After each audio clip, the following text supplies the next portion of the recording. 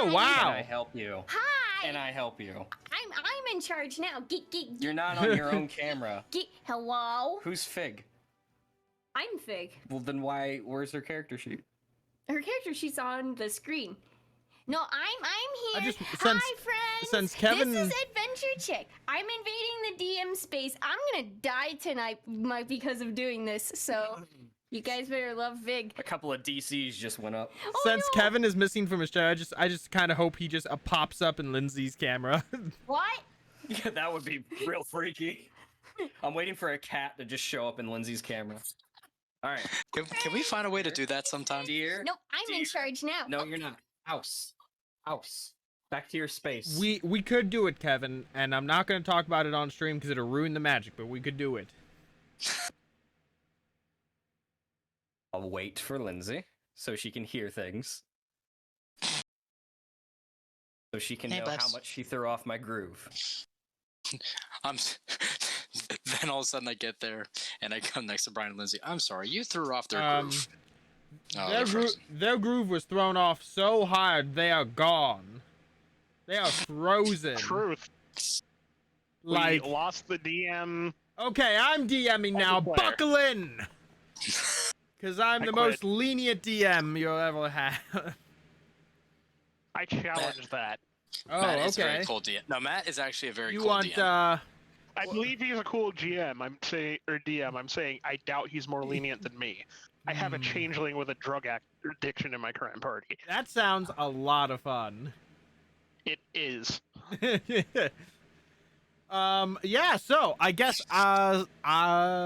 World Adventure Check. 2 of our players died. So we have some new cast openings. So if you would like to join and be a part of the group, you know, we have a DM slot open and a player slot open, and it could be 2 players. I'm sure one of us here would be willing to DM.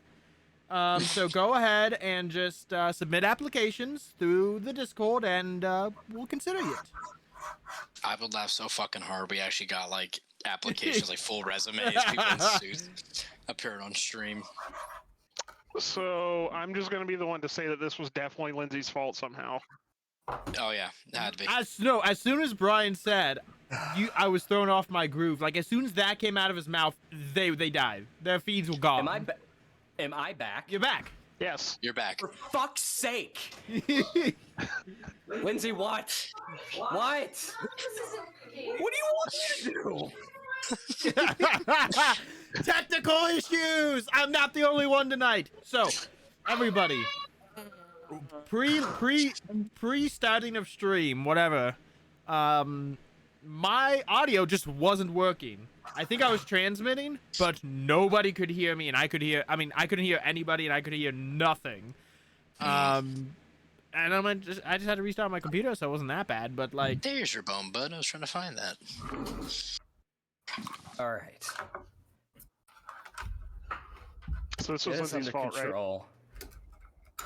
So for what it's worth, when we cut out because Lindsay froze for me, you guys were still moving. I could hear you guys and everything, and apparently I wasn't coming through. So it was a really weird Twilight Zone thing going on. It's kind of like the extreme of what Matt had, I guess. I'm like half carrying a conversation with you guys until it's halfway through. Realize you're not actually responding to me. It's just very coincidental. I'm like, what the hell's going on here? Even better.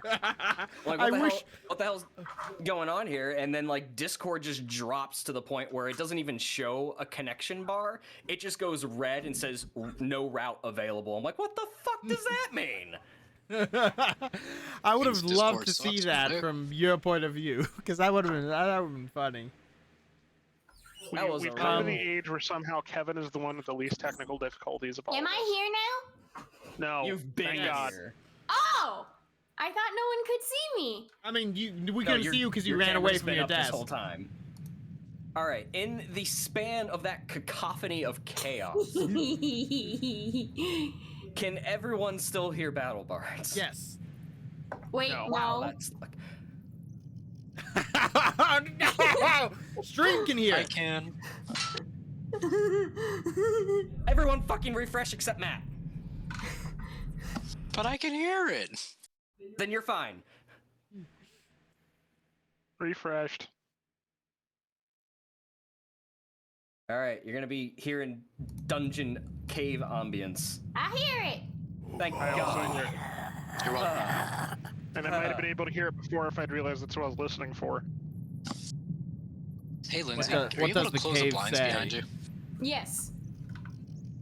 Give me one sec. I meant to do that before I had the epiphany to raid Brian's space. It We're was, just taking all the time. it's I really still say Which just was, responsible for the problems you guys had. Give me one I was like, second. which is probably the worst decision in AdventureCheck history right now, because it's been an absolute train wreck in the first 5 minutes. I think I can come up with other bad decisions that minutes. we've had that 10 beat it. minutes. Same. What does the Oh, cave lordy say? lord. Shh. Now I will wait for Lindsay for the 5th time to put her headset back on before I actually give a recap. We'll get there. All aboard the struggle bus. Brian's your conductor. It's just a continuation of my day, man. We're good. Okay, all good now? Hi, friends. All right. Can I take control now? Maybe. All right. I'm not even gonna introduce ourselves. I think by the clusterfuck alone, you know who we are. Yeah. What'd I miss? I agree, Paul. Don't ask. This is exactly how you do it. We All right, replaced you so- two. That's what you missed. So, last week, Fellowship met with their... Not even a benefactor. They met with the individual that 3 of them had rescued 2 days before in an ambush in Amphilia. Bringing Fig along, their new companion, the Fellowship met with an individual by the name of Rador, who claims to be the advisor to the king, or an advisor to the king. Most kings have several advisors. He No, not part expressed- of 1%. He expressed his thanks to the Fellowship for intervening and saving him, despite not being able to save everyone that was present. He shed a little bit of light onto what the situation was, what was going on with the caravan in Athelion, and what they were carrying. With that, though, he requested if they would be so kind on his behalf to return to the mine that he had come from with his compatriots and his guard to check in on the rest of the miners that were there, that were left behind. They spent a day's time traveling there, and upon arrival began an investigation of the mine. As they went deeper and deeper into the mine, they noticed it was eerily quiet, and there was no one seemed to be around, though there was a camp outside and storehouses and clearly signs of activity, but no one in sight and no sounds of life. As they delved deeper and deeper, they eventually came to a dead end, which upon inspection, found that a boulder was put in place of it to hide another passageway. It was quickly moved out of the way, and a larger passage that went deeper into the mountainside was... I'm not drunk enough for this. That's your fault. Didn't say it wasn't. But that's where we left off, and that's where we're going to pick up tonight. So, the 4 of you are still within the mines, and Fig has just moved the large boulder that covered the passageway out of the way. And in the torchlight, you guys see that the cave goes down probably about 5 or 10 feet and then looks like it veers off, but it is a bit of a tight squeeze, as this is not a mined out section of the mountain. It is just seemingly a dug or natural tunnel, so the walls sort of shift in and the ceiling even gets lower than it is where you guys are right now, which for the most part where you are is about 8 feet high. So it does look to be a bit of a squeeze moving forward. So, who's going first? Are we still able to see the blatant dragging marks? Right. There is moved earth that looks like something had been dragged into this area and then sort of vanishes out of sight down the way. I can. Is appreciated, Vic. I give a nod and start heading through. Okay. I will go second. I'll go third. Oh, I guess I'll go last. Come on, Death Dodger. Oh, I gotta get down on my knees. My knees don't work like they used to. It's been what, a night? I wasn't on my knees last night, let me tell you. What? Cirion's just kind of giggling, like.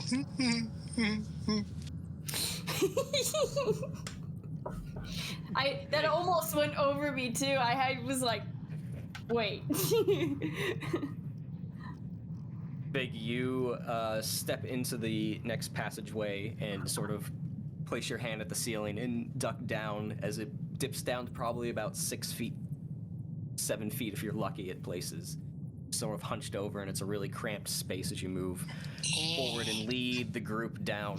And as you get about 10 feet in, the walls begin to close in to the point where you have to move sideways and sort of shimmy through a certain section. Shimmy, y'all should be, yeah. I need a dexterity check. From everybody or just Fig? Big's in the front of the line, so Okay. I started right now because it's a single file space.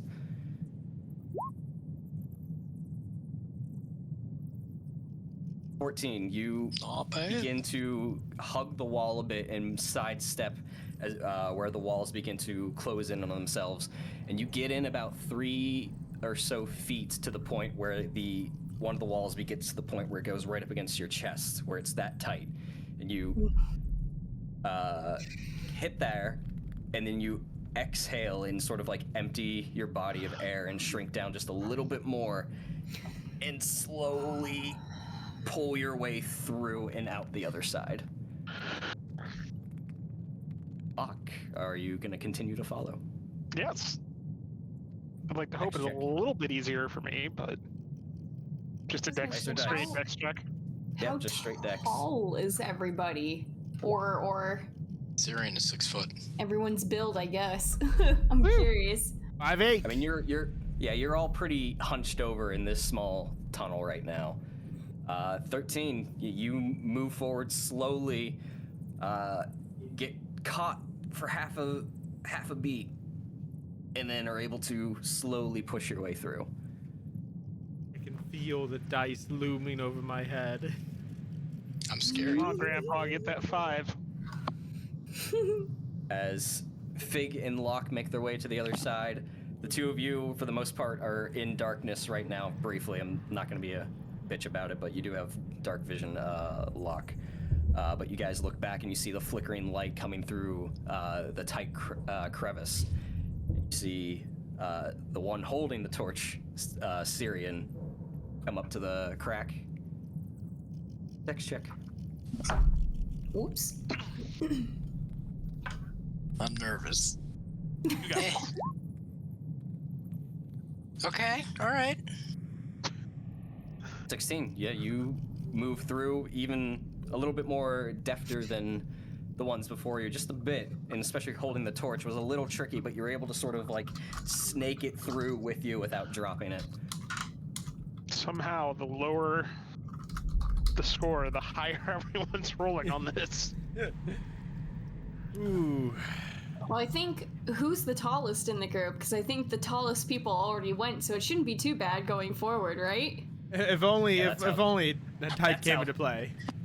That's how DCs work. Clearly. Okay. Can I? Malvhor, as you see Cirion sort of disappear in the orange flickering light, slowly fade away through the crack and just sort of flicker back through. You're left by yourself. Is there enough space for me to reach my water skin? Yeah. Can I just slick up the stones that I have to squeeze through to make it easier to squeeze through?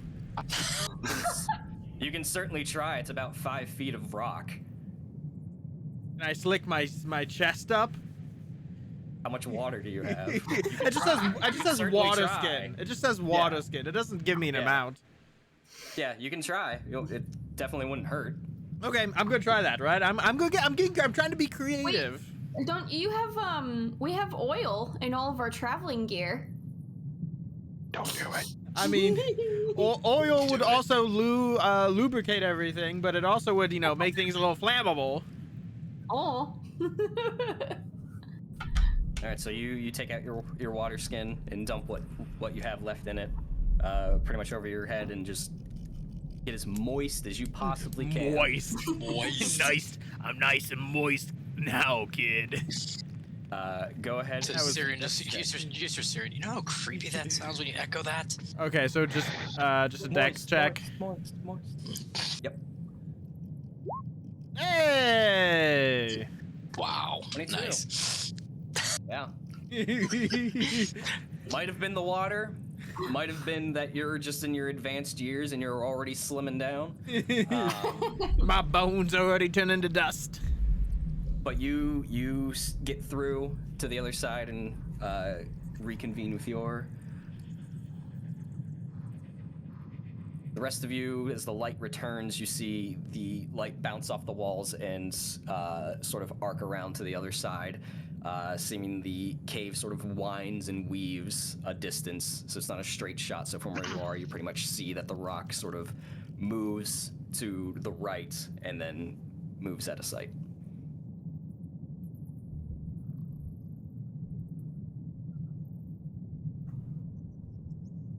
Still single file marching. Fig, what are you doing? Can you repeat what I saw? I was actually looking at something. I'm so sorry.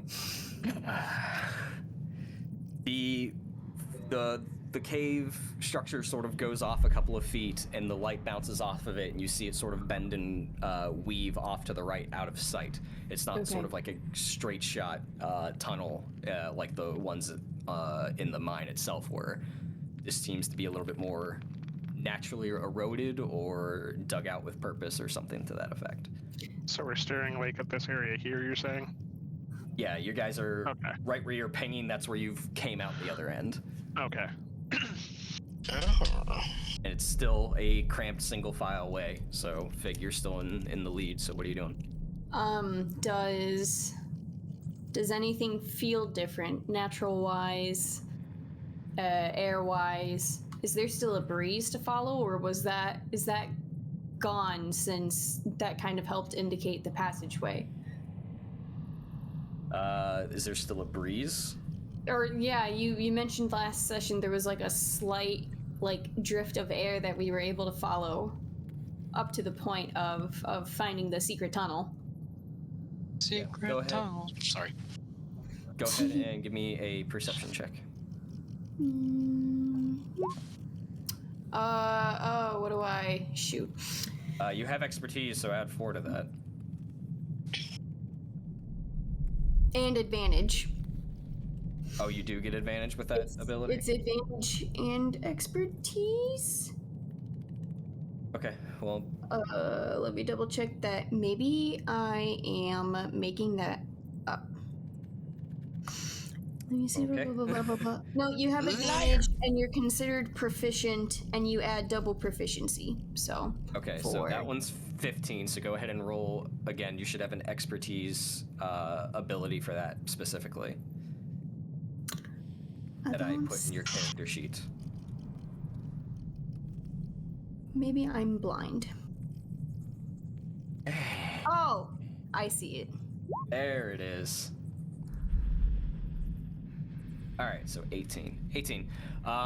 There is still a bit of a breeze coming through here. You can hear like the whistling of the winds as it just sort of whips around different like crevices and cracks throughout the cave. As far as a overall sort of like natural feeling, it is a bit damper in here than where it was in the actual mine. Gives you sort of the idea that this is probably a bit more of the natural cave structure itself than what the mine was. Okay. With an 18, you do hear some faint echoing of voices. Nothing that is discernible from where you are, though. It's mostly just like the rise and fall of conversation, and it's just sort of echoing, but it's muttered and indecipherable. And Nick confirmed we still see dragging marks, right? Or did I mishear that too?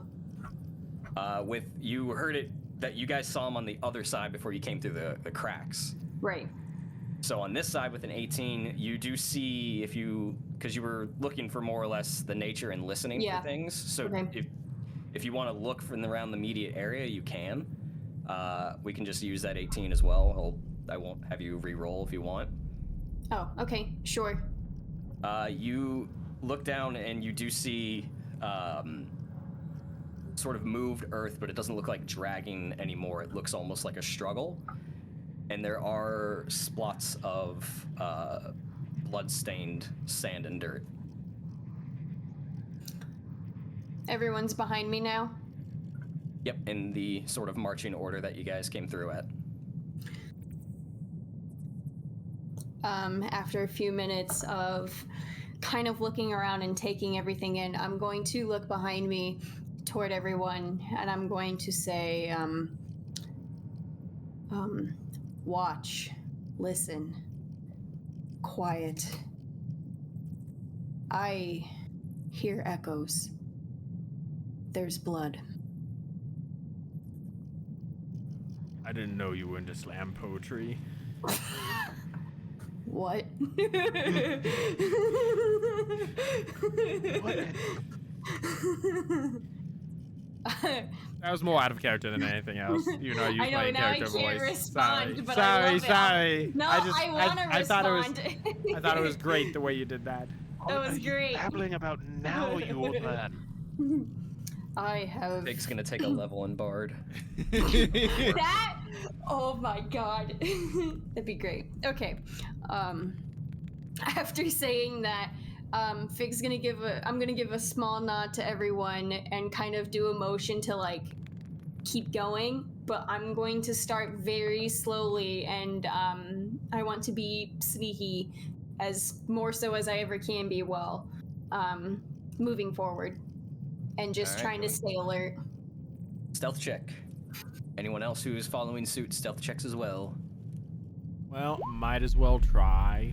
Might as well. That's a 15. 18, 15, 16. You guys are rolling pretty good tonight already. So Don't jinx us! I haven't rolled yet, and just because you said that, I'm going to do that. I have a +8. I guarantee you I have the lowest stealth roll. Why would you say that? Oh, you do! With a 4! It's still double digit.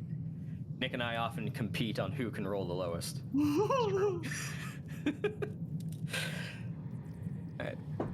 Especially with 18, digital 15, dice. 16, 12. You guys sort of follow Fig's lead and let her lead on as you move just a little bit slower. And it helps with the walls and the caves sort of closing in around you to sort of help slow you down and crouch down and keep that pace and sort of move toe heel to try and dampen any footfalls that you may have. You don't think about the tight spaces, Lindsay. What? Why? Why would you do that to me? So following Fig's lead, she heads off a few feet and begins to follow the path and rounds the corner and sort of sidesteps a bit of area where a wall sort of just comes in a little bit further, making it like almost a 3-foot space, and then continues around, and you come to where a section where the dirt is mostly moved away and it's mostly rock, and so you stop a bit as your first foot. You didn't hear it at first, or didn't notice at first. Your first foot falls. My voice act. Your first foot falls, and there's a slight, like a very small echo come off of it, and you stop and just wait and hope that's all there's going to be. You point it out and you continue to move and get to another section where the ceiling comes down to almost a 5 foot, and you're all 4 of you are almost crawling hands and knees through here, and you start to wonder who the hell comes through here. But that lasts for probably about 5-8 feet until the ceiling comes back up, and you're almost getting to about full height standing, and you can hear and feel the wind getting a little bit louder and whipping past you at certain bits. It's not a constant breeze. It does die down at times. Nevertheless, you keep moving. Do the echoes get any louder or anything? Is anything discernible at this point? Oh. Give me another perception check. Would I be able to as well? Sure. Ew. Oh, that's the wrong. Dang it. 18 plus 4. You don't have to re-roll. It's 18 plus Oops. 4. Okay. So 22. Finally. 22 and a 26. Yeah, the two of you still hear echoing voices. They are a bit louder, but they're not a whole lot louder. They seem a decent bit away, and you feel like whatever you're hearing's probably the aid of the cave itself, just echoing. And by the distance it travels and gets to you, it's mostly just garbled mush. But you definitely know there are different peaks and valleys in the talking that alludes to more than one person. I'll keep going quietly. Okay. Keep moving. They give me a dexterity saving throw. Is this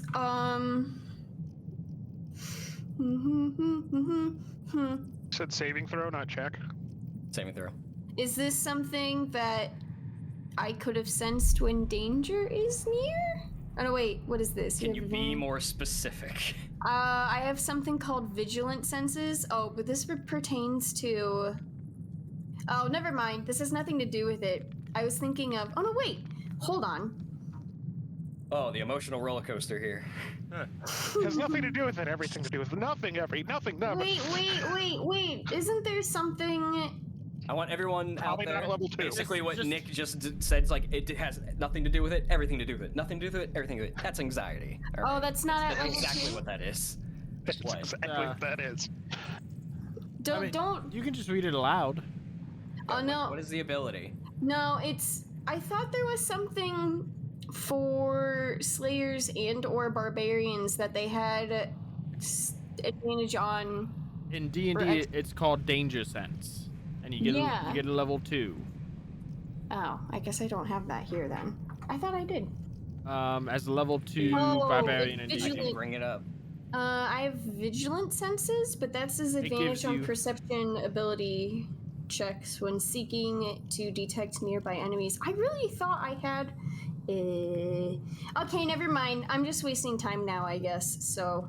So whatever. dexterity saving throw, please. Yeah, sorry. I was used to, like... I was all ready for like, advantage. Oh, well, hopefully that's okay. 16. That's not bad. You keep moving. Arm yourself about. Can do the hokey pokey. Now, speaking of anxiety, Dexterity saving throw. my anxiety's going up now. Locke. Oh no. Keep this by me. Fucking. Yeah, it is a little different in this game. Cirion, Okay. give me a dexterity saving throw. I guess I'm Can used I- to it from being Jade in Can I Strahd. politely decline? You can try. It's called an intentional failure. And for Oof. trying, you get to give me a dexterity saving throw at disadvantage. We're being serious now. For you. Oh, no. I was actually gonna give the roll. Convenient. I was gonna say, I was just... Keep on walking. Oh, I God. don't like this shit. I don't like it either because I'm next. Dude. Why do I gotta roll? Why do I gotta roll die? No. I was saying, like, I'm literally feeling my especially anxiety's anxious going today. crazy. Probably because I Malvhor, almost give me- died in my Sunday game. Oh, I thought you meant, like, actually, or something, I'd be like, how did you leave that out before we Ah, started? fuck! Uh-oh. Yeah, if You it's got that inspiration still? No. So Fig, you keep moving on, and the rest of you are sort of following Malvhor. You're bringing up the rear, and as you're walking through the cave, you foot falls on Earth, and then the Earth gives way, and you fall through a small hole and plummet down probably about 6 feet. You take 10 bludgeoning damage. Oh no! Oh! You know it's not good when the DM rolls damage and then he flinches at the damage. We're only level 2!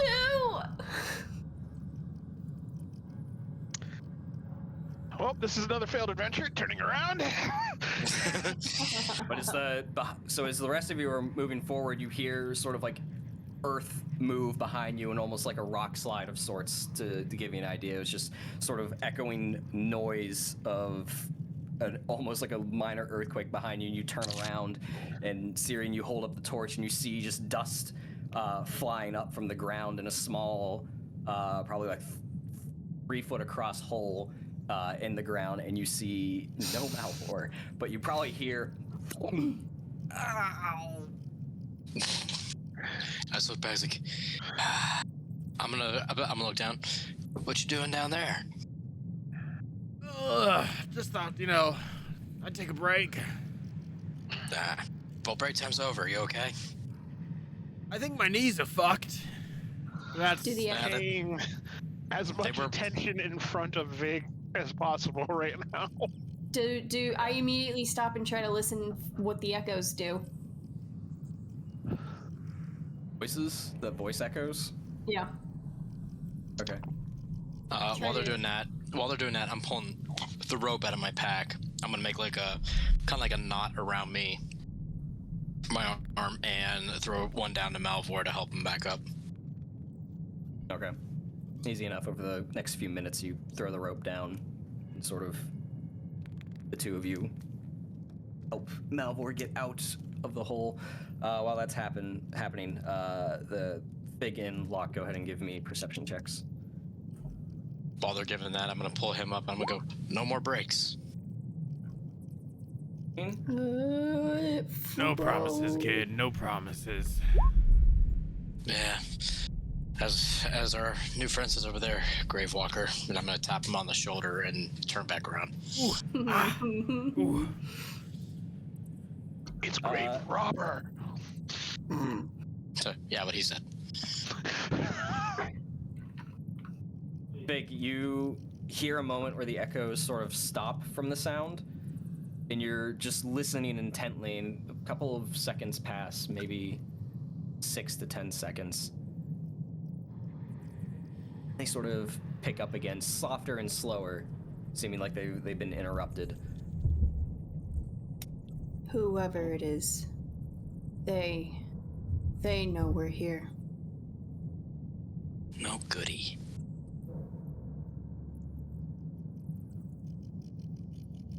Get Malvhor back out of the pitfall.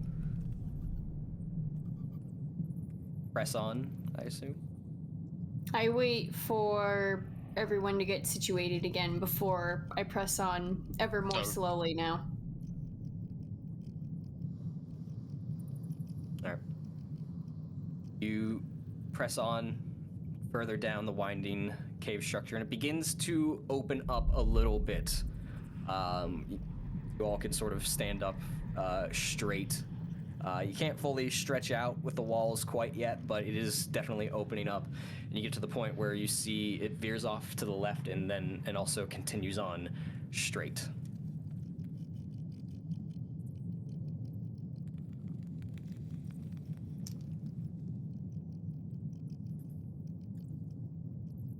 Keeping our guard up as we go. Are they getting closer? Give me a perception check. Oh, I was asking Fig. I was asking that in character. Ooh, yeah, which direction do they seem to come from? Give me another perception check. Oh, jeez. because you're like, you can see how far you guys come. You've been doing it over a course of time, and this is the first point where you've had 2 different directions to pick from. So now you're looking for direction. Yeah. 20. Oh, 10.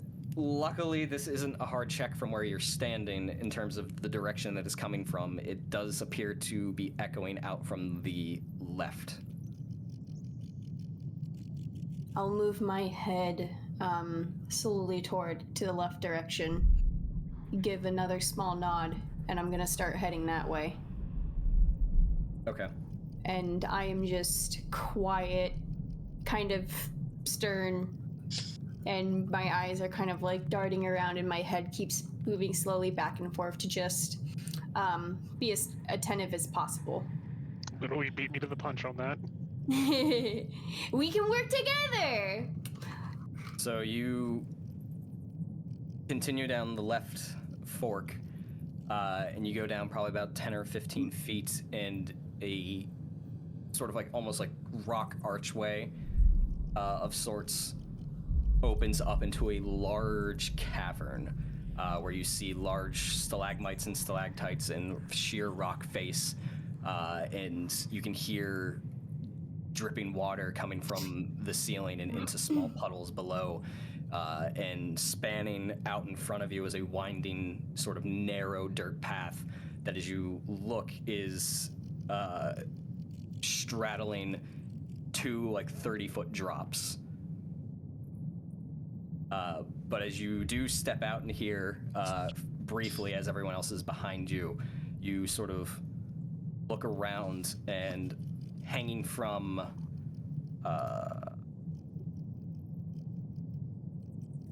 sort of like off to your left, hanging from like a dark iron set of chains on like a wood frame is this blackish, tattered piece of cloth with red markings on it.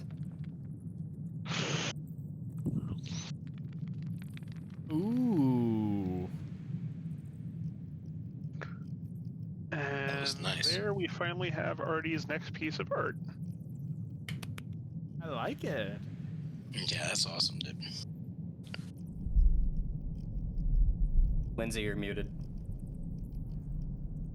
I want it framed. That's what I was saying. It's gorgeous. No! I will ask Artie politely. Artie, can I have it framed? Spoop. Don't do it. There is I'll pay. there is small beams of sunlight coming in from the ceilings and the sides, just ever so slightly off to the right. I'm sorry, left. So the cavern in here does brighten up ever so slightly. The ceiling itself probably stretches up to somewhere of 20 feet. This is a large opened up cavern. So those of you that were probably squeaking by a little bit claustrophobic coming to this point, here's definitely where you can stretch your limbs. And then set your eyes on the, and then you set your eyes on the lone path that stretches across the cavern. That as you look below, you see just hundreds of tiny stalagmites in the basin of this cavern. Say that word again. Cavern? No.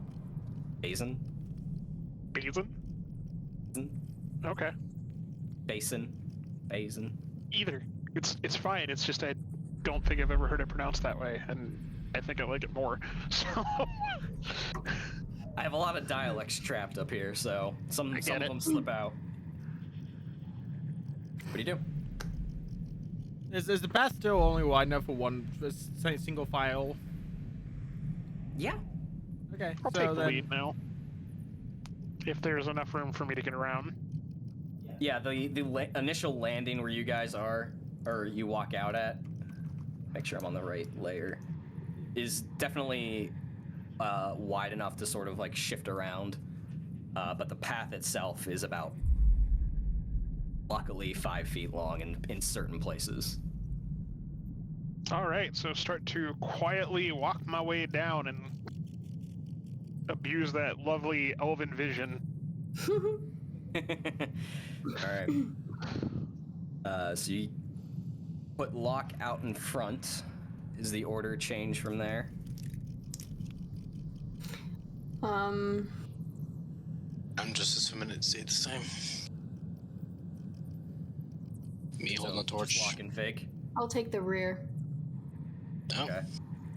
I'll be behind Locke then. I'll be third then. All right. So we did. I see what we did. Jake just waited. Yeah, I just went. We have a new line leader. Fig, yeah, I'll share. Fig will share. She's like, okay, your turn. After Malvhor's falling through the hole and getting to this point and coming out into this cavern and sort of stopping looking around, everyone can give me new stealth checks.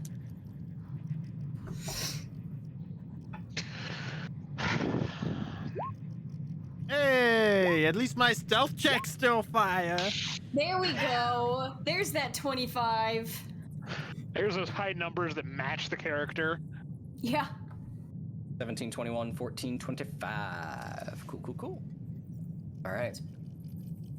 You begin almost tight roping gingerly down this path, Locke leading the group out, and you sort of gesture them all out once you get about 3 feet out into the pathway. You get about halfway through. Go ahead and give me an acrobatics check. 18, you, with your hand sort of outstretched behind you, you just keep placing one foot in front of the other and slowly but surely get across the path. Cirion, give me an acrobatics check. What's the worst that could happen? All 30 feet onto stalagmites. You Fuck this you noise. I was glad because I was like, I'm proficient. Let this happen. Sorry, Locke. You're just staring from down there like he's coming up easy. Sorry, buddy. You keep moving, and there's one part you sort of start leaning off to the left. Didn't account for the hip side that your sword is on, and it was throwing off your balance.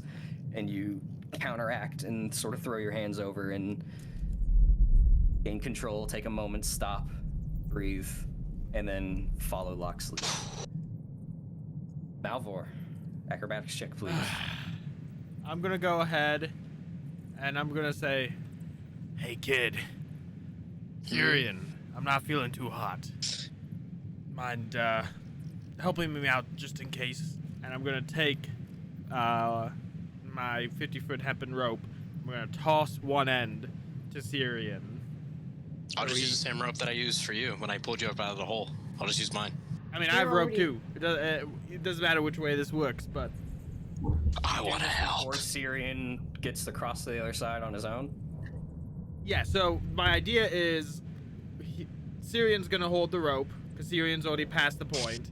Malvhor's gonna hold the rope, so if something goes wrong, Malvhor doesn't fall 30 feet to his death. Right. So I'm asking, did you two talk about this before he left? No, I'm calling out to him. You're calling out to him. Okay, good to know. Oh god. Shut up, grandfather. Yeah, I'll help him. It's everyone's passive perception. Eek. Do you need me to tell you? I think you can probably see it. Locke should be 13 for Cirion. Okay. Yeah, Locke should be 17. Yeah, I was gonna say if I 17. don't get it with mine, then none of us are. I'm a flat 10. All right. Okay, so Cirion and I are using this rope. Okay. Acrobatics check? Yes, please. Matt, I've said this 1,000 times, and I'll just keep saying it because it's hilarious. I love how you and my characters always somehow become the mayhem makers. It's just how the things work out. Okay, I guess I didn't need the rope. But I mean, I already took 10 damage from falling. Hey, man. Better safe than sorry. 20. Yeah, you are a little bit more in control than you expected yourself to be. You do get across without Kind of like having a spotter in the gym. That's anything, exactly what this is. hindering you. Fig, before you go, Locke, you notice one thing in particular. Voices stopped completely. You heard them for a while echoing across as you were over here until Malvhor spoke, and you could probably definitively say that the voices were probably coming in maybe 50, 60 feet away. Now they've just completely shut off. Well, thanks for that, Grave Dodger. I do believe we've lost the element of surprise. What little left? I'm not saying this in character, by the way, but I just want to go, what? Thank you for specifying. This is a clearing, right? Hydrate, by the way. What do you mean a clearing? Like, Crap, my jug's over there. or how far is the other side?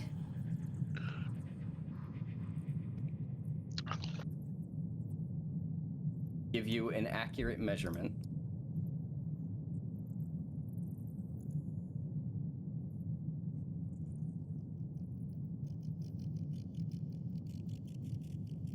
"55 feet. Yeah, that's probably not gonna work. Okay.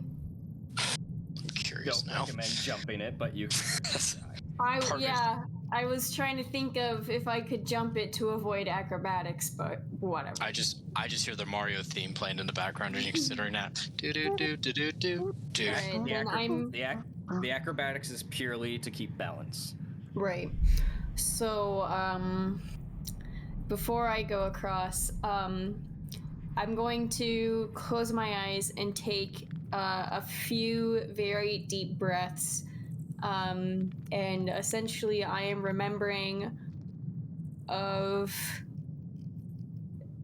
like what I've been taught in the past and being more grounded and everything, so my feet kind of like spread a little apart and just like almost dig in the earth a little bit, and I'm just trying to like, I don't know, you see me stiffen and whatnot, but narratively and mentally right now I'm trying to be like part of the earth, so to speak, so that I feel more attuned as I go across, to see if that kind of helps with what I've learned in the past.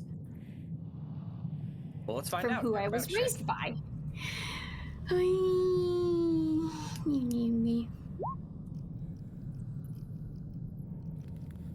21. 18, 19, 20, 21. Look at that. All of you. I hate me too, buddy. For what? I wasn't What's expecting the that worth to of- work. For what it's worth, the basic dungeon hazards I threw up, only one triggered. So, For now. It's true. but you make your way over to the other side, to the rest of your group. You see probably about 10 feet from where you are another sort of like opening in the cave wall that progresses on further. I want to go. I basically motion for them behind me to stay back, especially since we were no longer hearing any sound. And I want to be sneaky and try to go up and. All right, give me another stealth check, because coming out in the open to do all that tightrope walk. Yup. Oh, please. 14. I'm gonna burn my inspiration because I'm scared I'm gonna die otherwise. Yeah! That was a good use. 25. Okay. Anyone else? He told us to hang back. Yeah, I'm he chilling. told us to hang Yeah. back, Okay. so... Well, Yeah. that doesn't mean the chaotic players will do that. I need to ask the question. You're right, hang- though.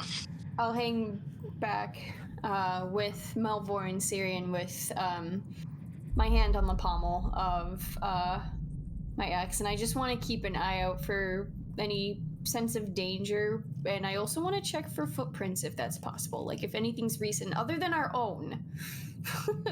That's a good specification. What a way to specify. She's Roll just low going enough, around you'll find your own and only your own. Yeah, no. You find your own, and you think they're someone else's. Yeah, no. I would like to avoid that. She's just walking around in a circle with a magnifying glass and just being like, these tracks go somewhere. Are you specifically looking for footprints and that's it? Or are you just getting the feel for the whole area? I'm just trying to keep. I guess I asked for two things. I was trying to primarily. I know. Sorry, I asked for a lot.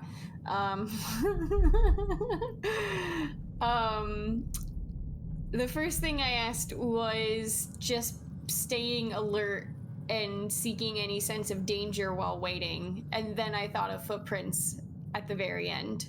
Okay, so give me a perception check to stay alert. Okie dokies. And whatever may or may not be going on will take your perception check into account. 1! And for footprints, go ahead and give me an investigation check. I literally only heard the one part of that come through, and I looked up and panicked. I'm like... 1! 11. Okay. Hit me. There's not a lot of ground to work with where you immediately are.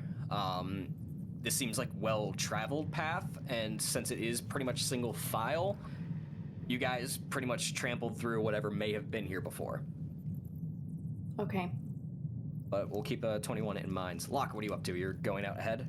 Yeah. We're gonna go back to trying to be sneak and possibly catch whatever before it catches us. All right, so you go through the cavern wall, hole in the wall, and progress through a small, very short tunnel, maybe about 5 feet, until it sort of opens up into, at a glance, a larger one. And with the 17 passive, you definitely see the flickering of fire, dancing lights in an opened up cavern ahead of you, for sure. Yeah, that's immediately what you see unless you progress further into that cavern. I am going to progress a bit further. So you slowly edge yourself in and keep an ear out. Go ahead and give me a perception check.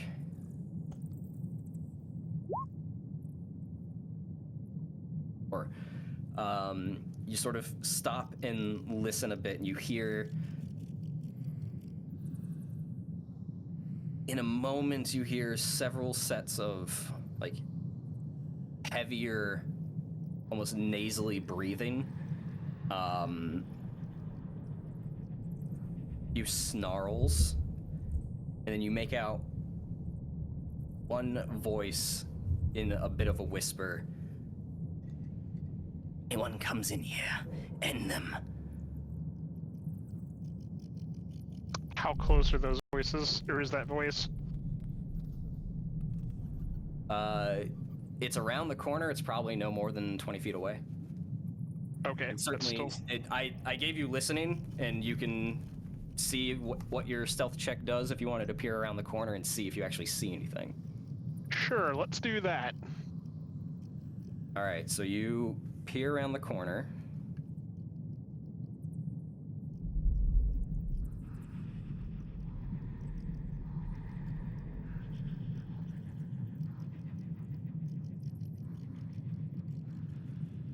Sort of just peer around the corner ever so slightly and take a look around, and the cavern opens up a bit. It's not sort of man-made. It looks like a natural cavern of sorts, but it is definitely larger and roomier than what you've come across so far, with the exception of the large cavern behind you. You do see a small fire pit sort of in the center that is smoldering. See a couple of fallen logs and rocks are gathered around that fire, seemingly for sitting or something to that effect. Immediately across, sort of like bolted into the wall, the stone wall appears to be a shelf, a wooden shelf, with a couple of items on it. Can't really tell from here. Over to the right, you do see sort of like hanging tools that look like shackles and chains and the sort. But immediately, what catches your attention is you see an orc, 3 goblins, and on the other side of them, seemingly sitting up from a desk, you see a dirtied, cloaked, hunched over individual. Dirty, cloaked, hunched over individual. That looks like it would be with them, or Doesn't seem to can't be. really tell. With a 24 from where you are, he doesn't seem like. Yeah, he looks like he's with them. He's clutching a dagger in one hand and gripping like a book, and he's just sort of like in there in a defensive position. But the orcs' backs are to him, so he looks like he's among them.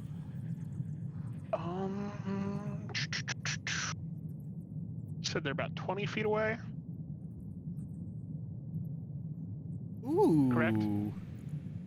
Yeah, give me 1 second. Now that you No have problem. enemies on the board. Initializing grid. It would be about here, Locke.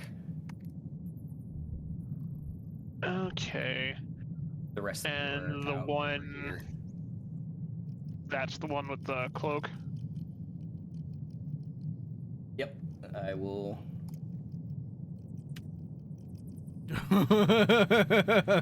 Hey, buddy. Nice dagger you got there. Oh my.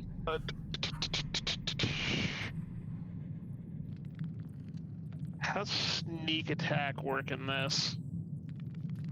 If you make an attack while stealthed and they are unaware of your presence, then you would get sneak attack there. If you Does that attack with include advantage, with you get- ranged? yeah, That's more what I was It ha- asking. I couldn't it has to remember. be it has to be a dex weapon. Is the only caveat. Yeah. Well, then I am going to very quietly draw my bow out Boy. and Okay. make the first shot. And At him or yeah, Okay. do I have a clear shot at him from where I'm at? yeah, you would. Okay. So you would. Du-du-du-du-du-du. And roll an attack. Uno momento, por favor.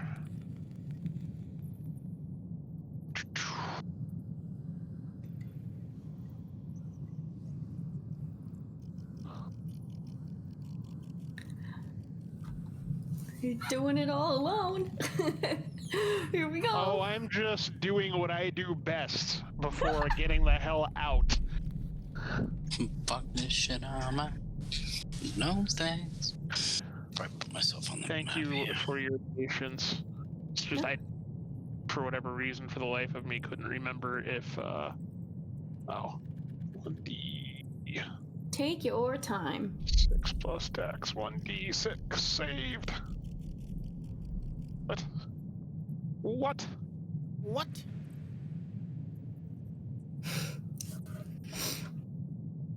Here we go. So, I admit I'm assuming here, so roll with that in mind.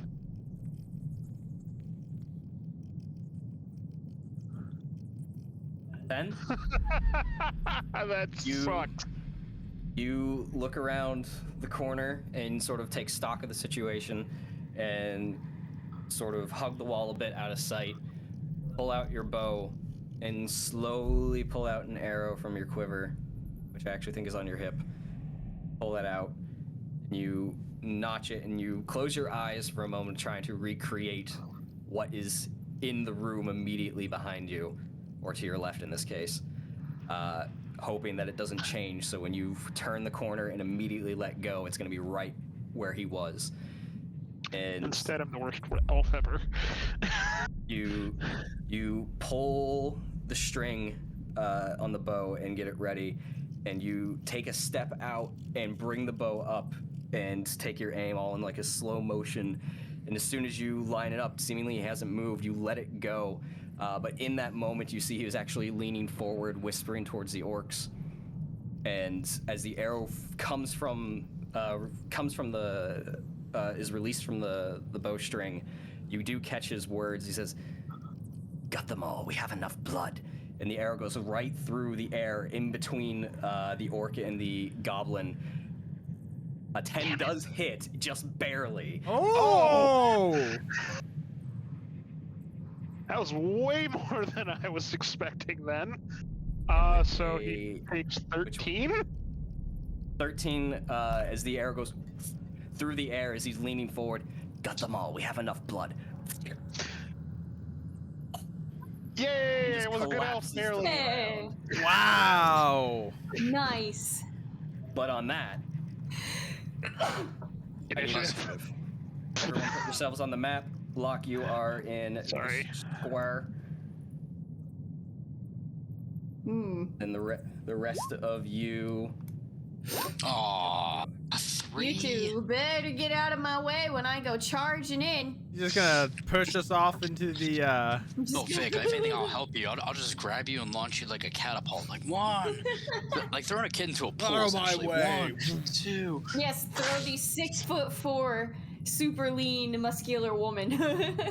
Wait, Did you see Did you see mine on there? Because I have an error that says you wanted to send the result, but no valid token was You selected. need to click the token and then click initiative. Okay, well, it was a 6.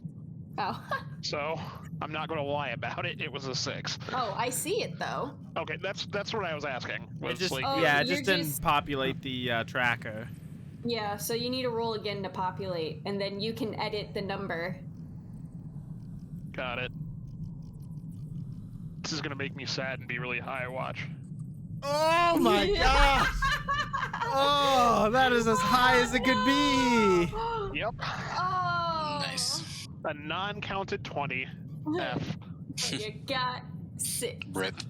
Type F in the chat for You Nick. got 6. You got 6. Ooh. 100. I never cleared the initiative from the last combat. Give me. Oops. I can clear out who's who. I don't think we actually see that, but I know what you're talking about because it happens to me all the time in my other Roll20 Yeah. games that I DM. Yeah. I'm just moving it around so I'm not using myself. Out of here. Yeah, so in my Sunday game, I almost insta-died because I fell down from the top of the mine shaft to the very bottom of the mine shaft. Because So you took max possible falling damage. it's a different system. It's not 5e. But yes, pretty much I took max falling damage. If I would have fallen any further, it would have been insta-death. And so I'm still unconscious because there was a lot of damage. All right, so.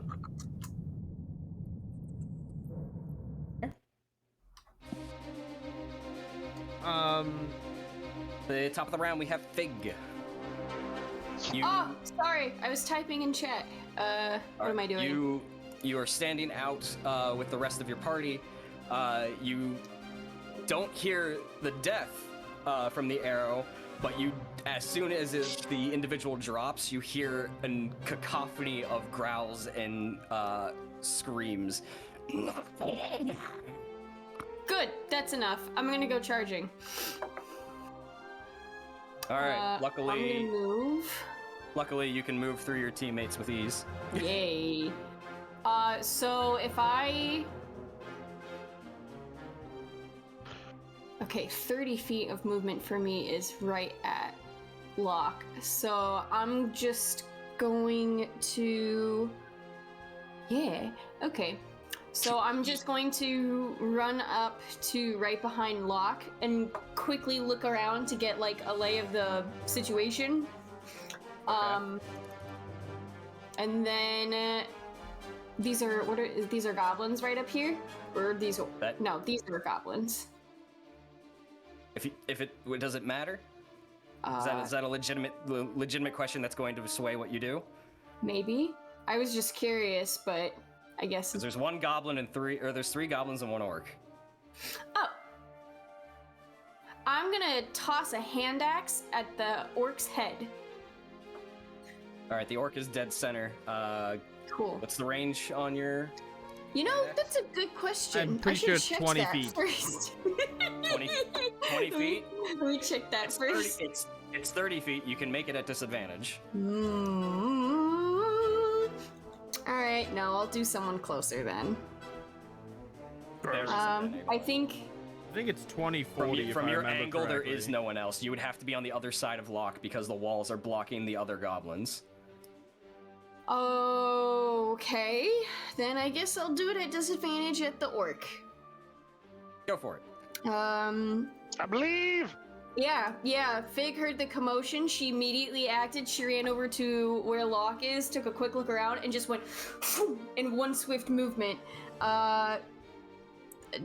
Disadvantage. Click. My mouse disappeared. Oh, even with disadvantage. Nice. 23 will hit. Go ahead and roll damage as you push past your other 2 companions and come up behind Locke right as he finishes the arrow, and he sort of ducks back in, and you come up behind him and like push him into the wall just out of the way as you're already in momentum throwing the axe, and it goes into the air. 7 slashing damage, and the axe sort of hits him in the clavicle, and he puts the spear down and pulls it out and throws it into the ground and picks the spear back up. Anything else? No, I can't attack twice. That's, so after I do that, I'm just gonna, like, stand my ground and, I'm ready. I'm staring right at the orc, and I'm just kind of, like, smirking slightly, and I'm ready for him to come at me. Alright, that will bring us to the Snaga tracker, who loves his poisons. What are you even tracking in here, Mr. Snaga? Fun fact, Snaga in Black speech means slave, so he's a slave tracker. Well, now I feel awkward. Today you learned. So he sees the axe come out from the entryway and hit the orc, and he sort of gets down, trying to figure out where the hell that just came from. And he's going to move around this rock and sort of take about 3/4 cover behind it. And he's going to look at the body of the man who dropped here, and he's going to do some stuff. And that's his turn. Do some stuff. Malvhor. Okay, I'm going to draw my... I'm going to draw my shield and broadsword. Okay. Because I'm already hurt. So that'll increase my AC, hopefully making me just a little harder to hit. And I'm gonna go ahead and I can just move my full movement. It's not rough terrain or. Nope. Okay. Go for it. Then I'm gonna move up in front of Locke. And I'm going to use my action to dodge. Okay. So I have my shield up, and I'm just ready to like bring it up to block a hit. And I'm gonna turn to Locke, and I'm gonna say, "Excellent opening shot, Locke. Keep it up." And I'm gonna give him one of my gift die. Aw, thank you. Oh, we are lined up. You are still absolutely and utterly... What's the word I'm looking for here? Liability. Yep. But nonetheless. And that's the end of my turn. I'm injured up front. All right, so you run up in front of your other 2 companions. You bring up the shield and just place the broadsword flat across it and just try to hold the position as best you can. Yeah, this is a technique we learned in the military. You shield to shield, swords up top, make a wall. There's only 4 of us. And only 2 of us are a shield. That brings us to the orc soldier as you all, the 3 of you who are sort of it's difficult to see from where you are. Now you got 2 other bodies in front of you. Yeah. But you all pretty much see this as the orc also has a shield, and he sort of lowers it and he takes a spear and he throws it into the ground and it sticks in there, and he pulls out a sort of like clay like black flask and takes his teeth on it and pops a cork and then just takes a swig from it, puts the cork back on, uses his bonus action for that, does a thing. That's my favorite phrase as a DM is does a thing. Yeah, as he takes a swig and you just see him go and he sort of looks to his right. That's right. Take the shot when you can. And then he is going to move here to your side, Malvhor, and make his attacks at disadvantage. Yep. Man, I was hoping he'd hit me. You're in the back. I attacked him with a axe. How's he gonna get to you though? Yeah, he can't get to you. It was as far as I could move. Okay. Yeah. It was. I probably made a mistake by jumping up to the front. Otherwise, I would have happily been in front. So, at disadvantage, his first roll was a natural 20. So he rolled 2 nat 20? No. His first roll for Yeah. his attack on the disadvantage was natural 20. Second was a natural 1. Why would you do that to us? As he comes running up and he takes his spear and he comes into thrust right at you, you just bring up the shield and bounce it off. Yeah, that will end his turn. That will bring us to this goblin archer. Just considering the way the bodies are stacked, he is going to take a shot at disadvantage with Malvhor. Yep, I'm just... Disadvantage, first one was a 22, the second one is an 18. 18 still hits. Dang it! Why did they roll so well? As you bring up the shield at the last second, and it does bounce off, and it just redirects it ever so slightly and gets you across the side of the neck. Nothing serious. You take 5 piercing damage, and I need a Constitution saving throw.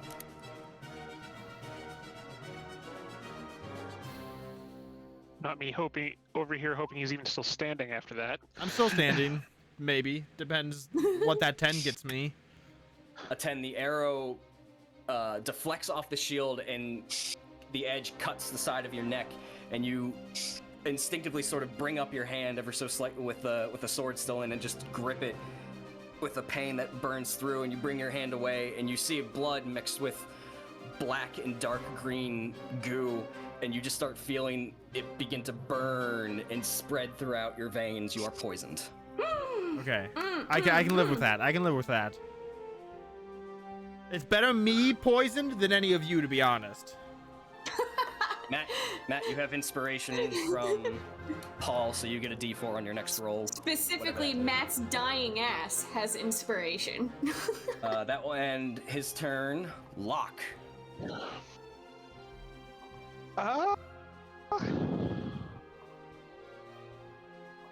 Thank you, Paul.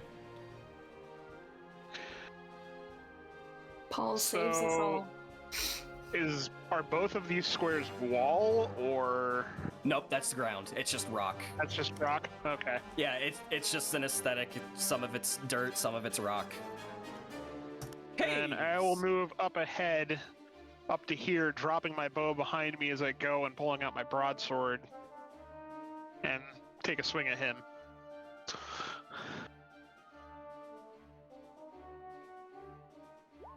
I will allow it since Malvhor is there, and the way the whole map is set up, you will not provoke an attack and opportunity from that orc. But I risked it either way, but good to know.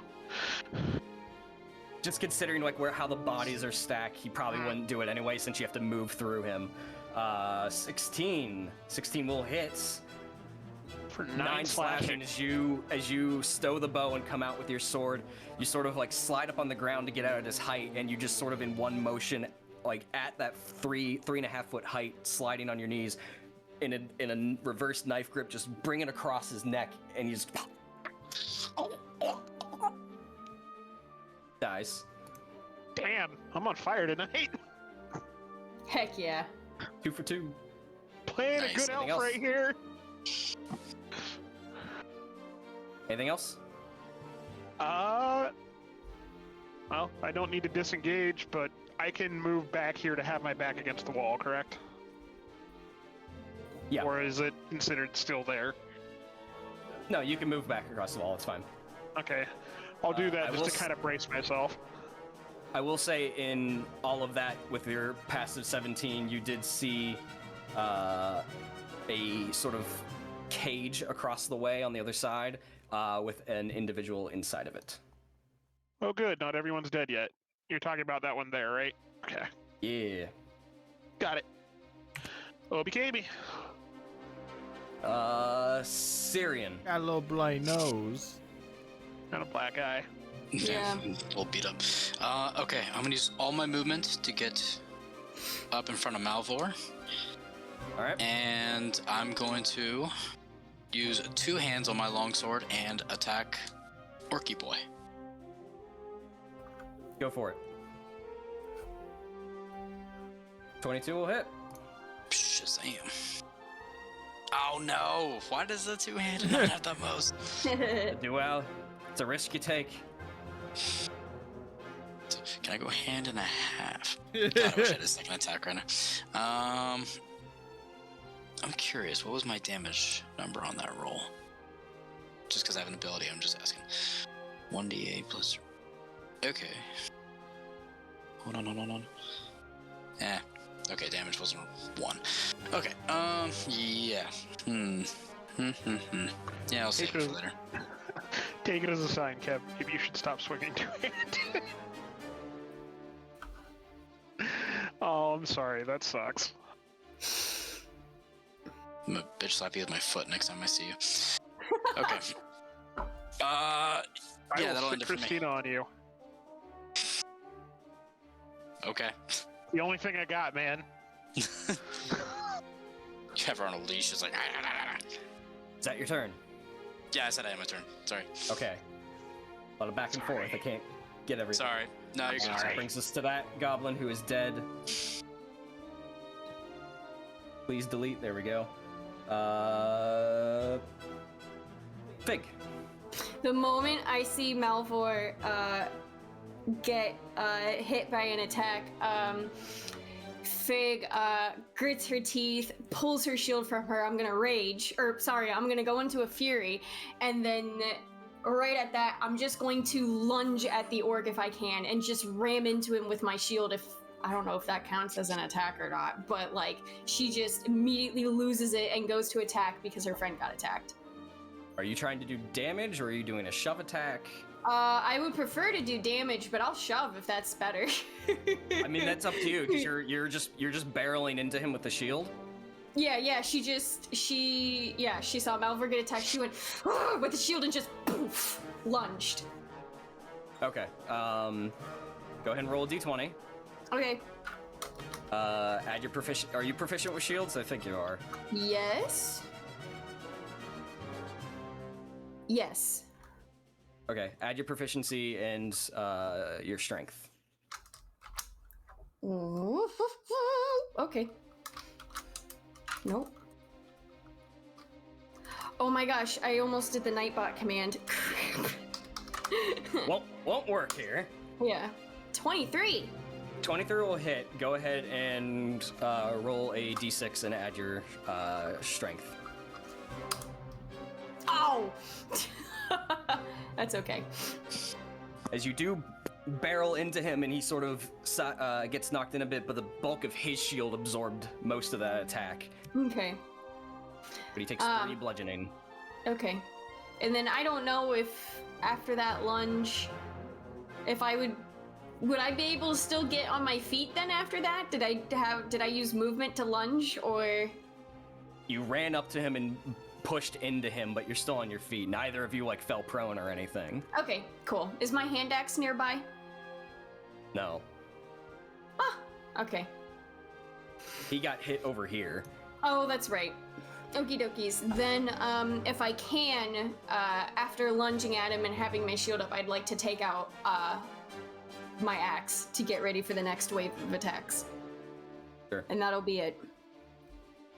All right, Oh, I raged! Wait, You did rage. do I get to add +2 to that damage?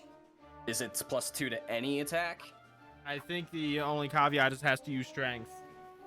Oh, well, I did use strength as a I know. bonus. That's why I'm clarifying. What does it say?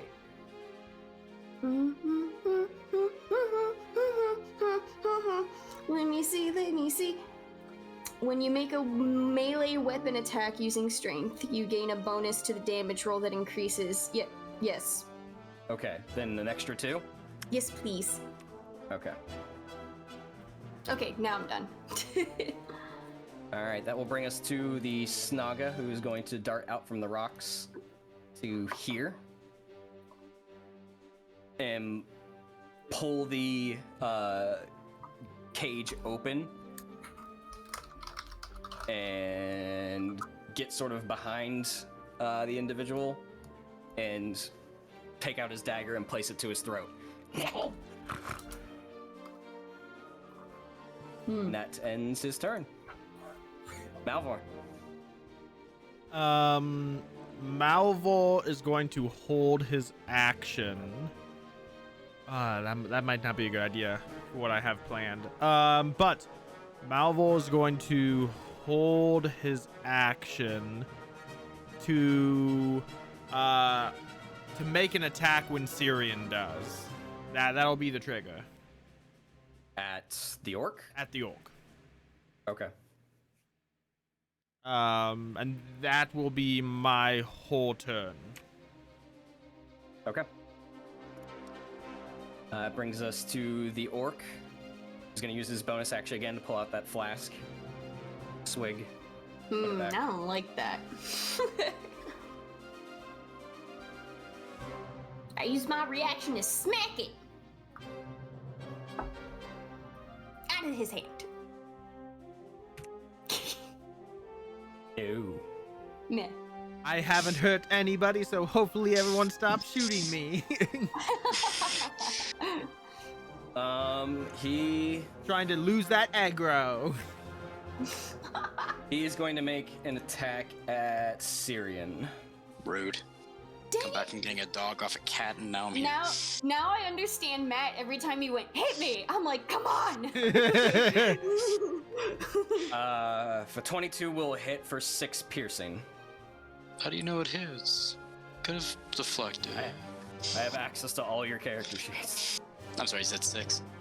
Yes. Okay. I don't have access to mine. I didn't allow it. That will bring us to the Goblin Archer, who is going to make... Yeah, he's going to take an attack at Locke.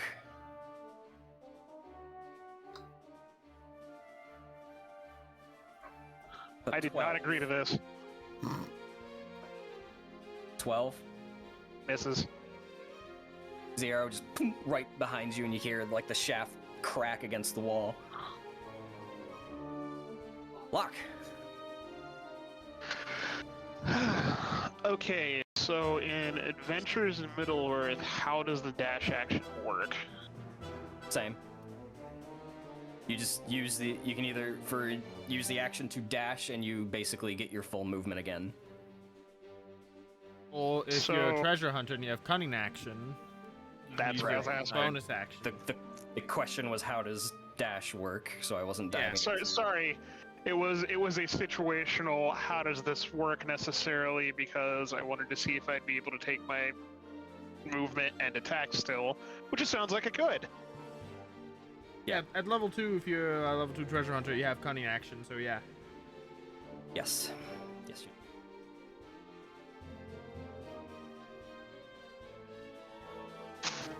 So what are you doing, Locke? Running right up there. And going to slide and stab into that guy. Who probably has a reaction.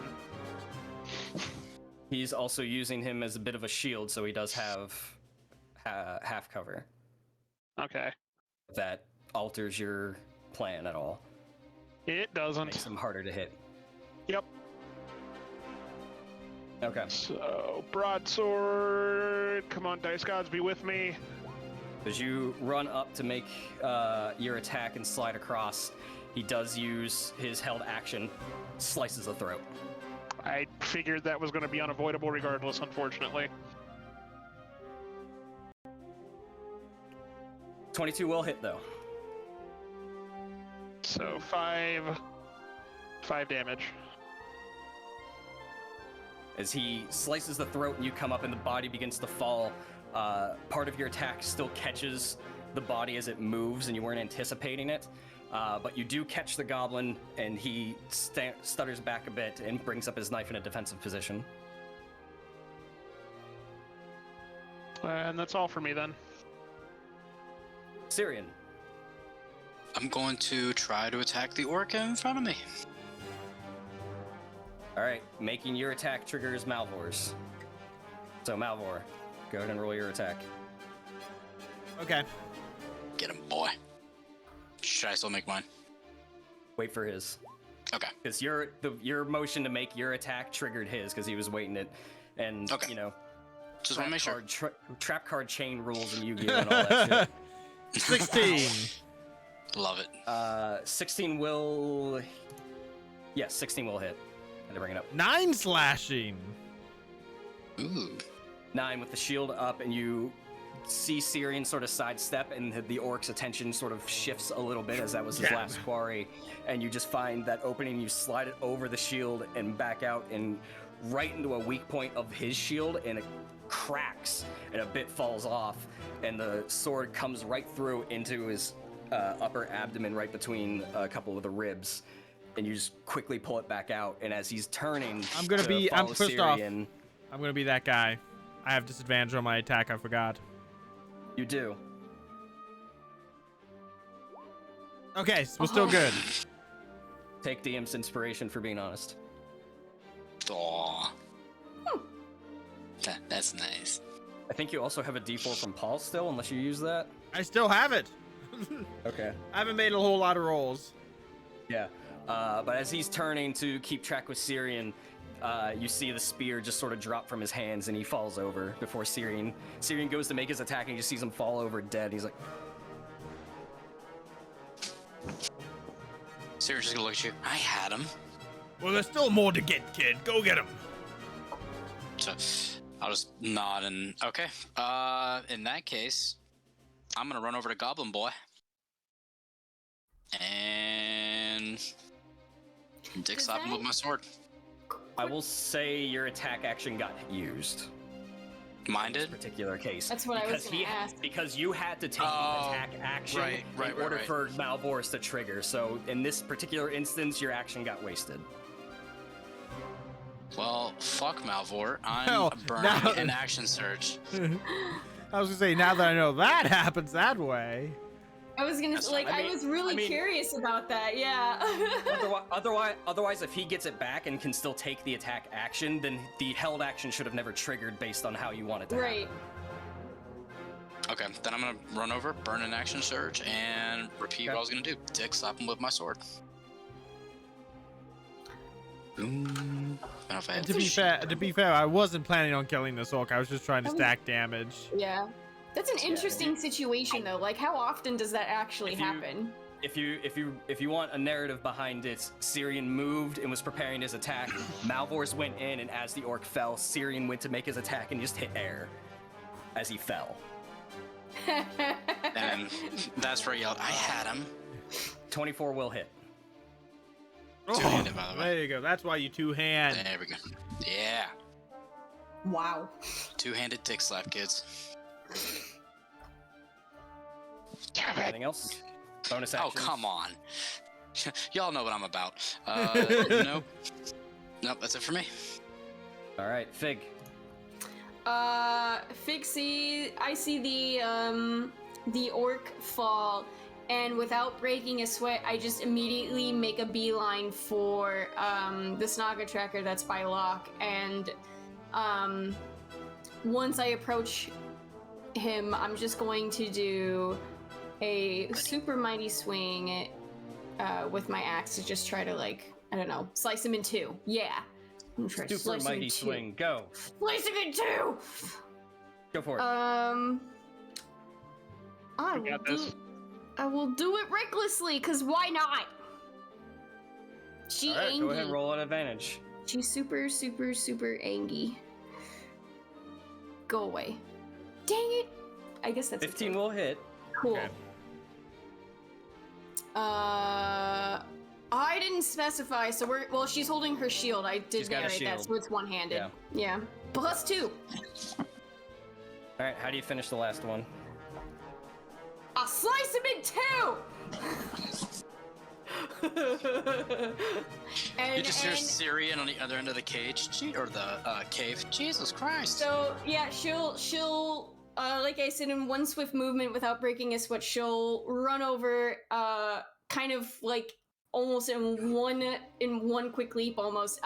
She'll do a giant slice with her axe. But her teeth are still gritted, and she's still just kind of, her face is still clenched with anger, and she just does, even though she knows the body's going down and everything, she's going to do a few more big sweeping like swipes just to add more to the body. Oh God! With like some extra rage that's suddenly filled there. Beating into a pulp of Something blood like and that. ichor.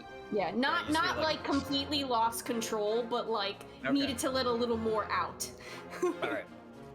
So as you end this goblin's miserable life, and he falls to the ground in many more pieces than he was before, and the rest of you sort of take a moment, take a look around, and seeing no immediate threat, and one dead human at least at your feet, and well, one at your feet, another across, but haven't really taken stock of the whole area quite yet. This is where we're gonna take a break.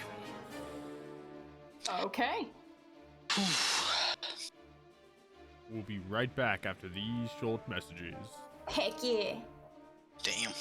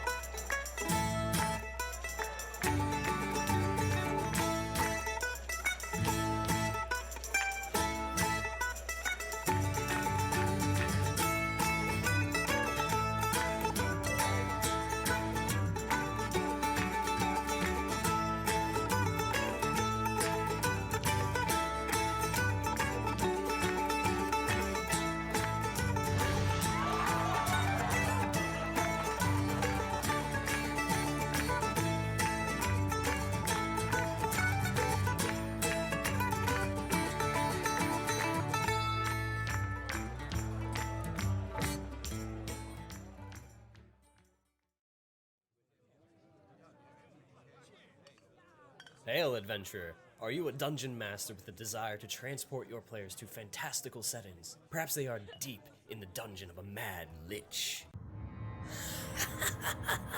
Fools, you have intervened for the last time. Let's see you survive my fireball. Or perhaps the party has just come across bandits, and the Goliath monk releases a flurry of blows and a stunning strike to gain control of the conflict. Nice rolls on the attack. Or maybe the party is taking a breather after another difficult quest. If this sounds like something you want at your next ttrpg session, then head over to battlebards.com.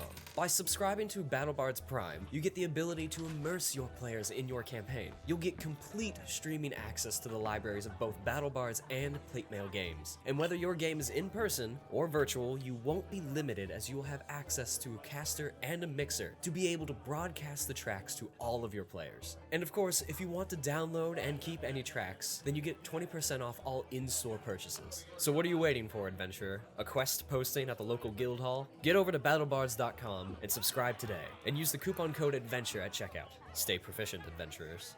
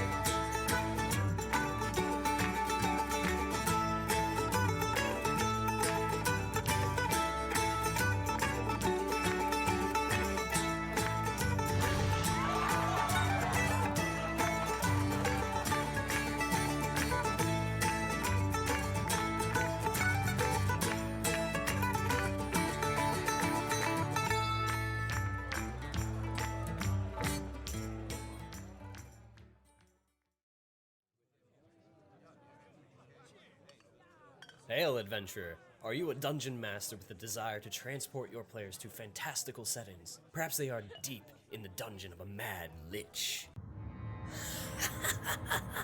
Fools, you have intervened for the last time. Let's see you survive my fireball. Or perhaps the party has just come across bandits, and the Goliath monk releases a flurry of blows and a stunning strike to gain control of the conflict. Nice rolls on the attack. Or maybe the party is taking a breather after another difficult quest. If this sounds like something you want at your next TTRPG session, then head over to battlebards.com. By subscribing to BattleBards Prime, you get the ability to immerse your players in your campaign. You'll get complete streaming access to the libraries of both BattleBards and Platemail games. And whether your game is in person or virtual, you won't be limited as you will have access to a caster and a mixer to be able to broadcast the tracks to all of your players. And of course, if you want to download and keep any tracks, then you get 20% off all in-store purchases. So what are you waiting for, adventurer? A quest posting at the local guild hall? Get over to battlebards.com and subscribe today, and use the coupon code ADVENTURE at checkout. Stay proficient, adventurers.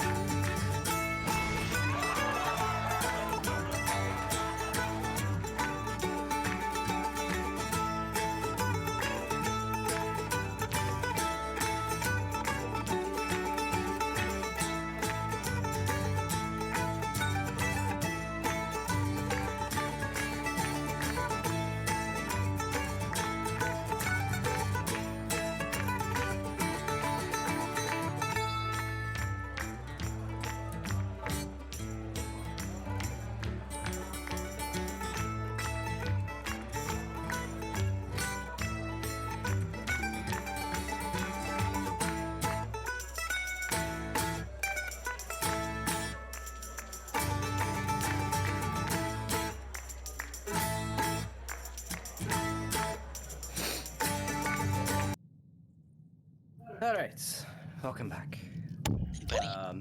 Jesus. I'm sorry, I hit my mic. Oh no. That mic Don't do should that do in nothing an to you. ooh-woo Don't voice. hit it.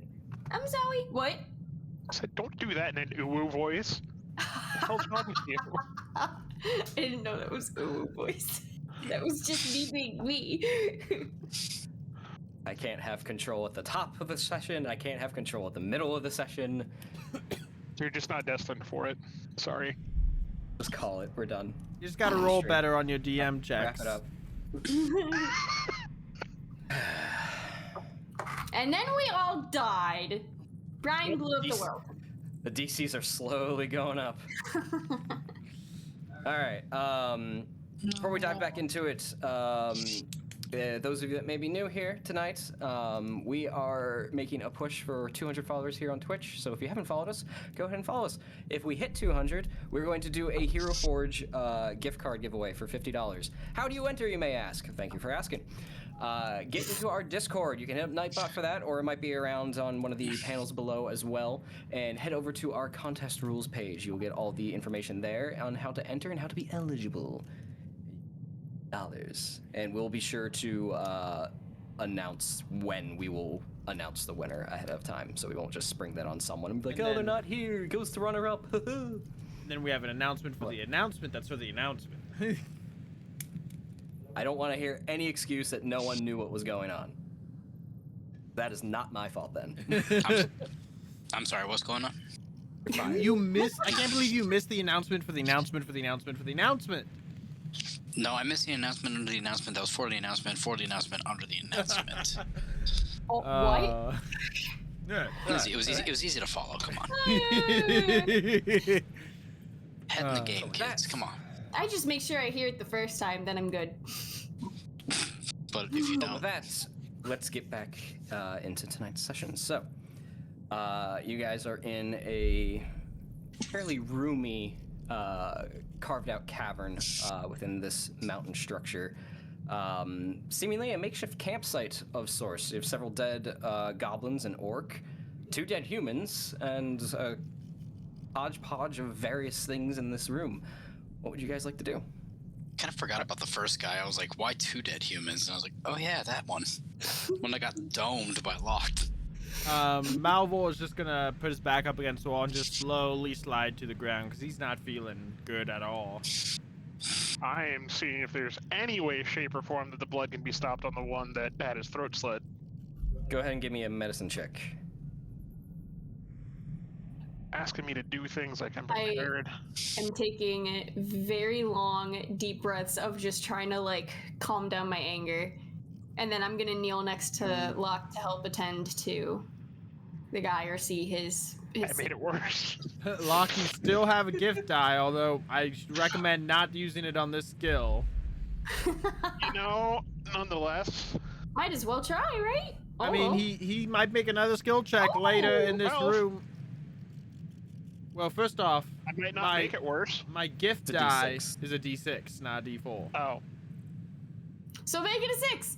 It's a 6 because you rolled max. Oh. No, 4 you literally plus have. 2 is 6.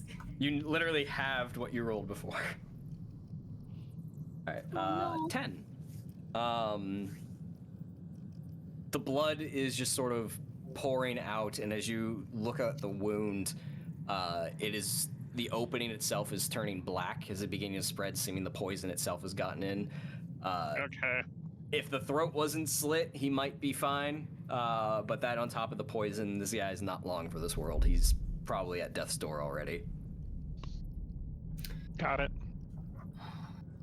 Sorry, friend. Are there? You said there's a desk.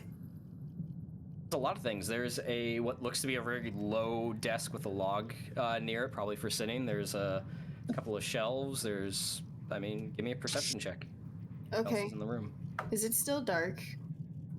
No, there's a campfire in here. The whole room is pretty much lit with like torches and stuff. Regular perception. Regular perception check, please. I'm gonna go sit by that campfire and just take a load Sit by off. the campfire. I'm still mad. Still coming down from the adrenaline from the fight and the anger. Yeah, mostly bodies and red in your eyes right now. Yeah, I was going to go over to the desk to see if I could find anything that's like herbal or remedy-esque to help that I would recognize that could help heal, but I probably just throw everything off the table in my sweeping movements instead. Do you do that? I mean, if I'm still angry and coming down from it, maybe a little bit. You only half-heartedly in your rage go, eh. I'm just kind of like, where is it? Where is it? And I'm like throwing everything, so like, there's gotta be something here. Seeing she's just tossing stuff about, Malvhor will slowly get up and he'll walk over there and he'll just kind of see what's being tossed about and see if there's anything interesting. Malvhor, after a minute, your poison subsides. Oh, excellent! I was wondering what kind of poison it was. Can I All I needed was a warm for campfire. Hang on, Malvhor, you go over next to her. Yeah, and I'm just trying to look through the stuff she's just throwing about to see. I'm just trying to investigate to see if there's anything important. Okay, give me an investigation check. I'm not the smartest in the group. Oh, no, I am smart. I am good with investigation. Never mind, what am I talking about? Let's see if I can actually roll. 16, not bad. Not bad. 16, you find a mess of a desk, especially in Fig's coming out of rage. Oops. You find several parchments of paper that are just sort of strewn about. A large, maybe about that big, fang or canine tooth of some sort that seems to be on the verge of like rotting. A couple of wineskins. Interesting. Okay, I mean that all seems pretty boring stuff, to be honest. I'm not gonna take the wineskins. I don't want orc wine.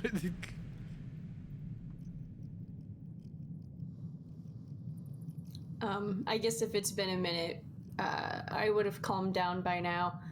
I want to investigate the desk back here while she's calming down. That's where we all are. Yeah, I think that's the desk we all are. Oh, this here? You two are here. That's a shelf. Oh. Okay. Oh. Desk. Shelf. Chest that I didn't say because a perception of a 3 didn't really tell her anything. Oh, I'm sorry. Over here? I didn't see the pings. I didn't. For what? Where's the Where desk? are we? All right. I didn't see the pings either. Hang on.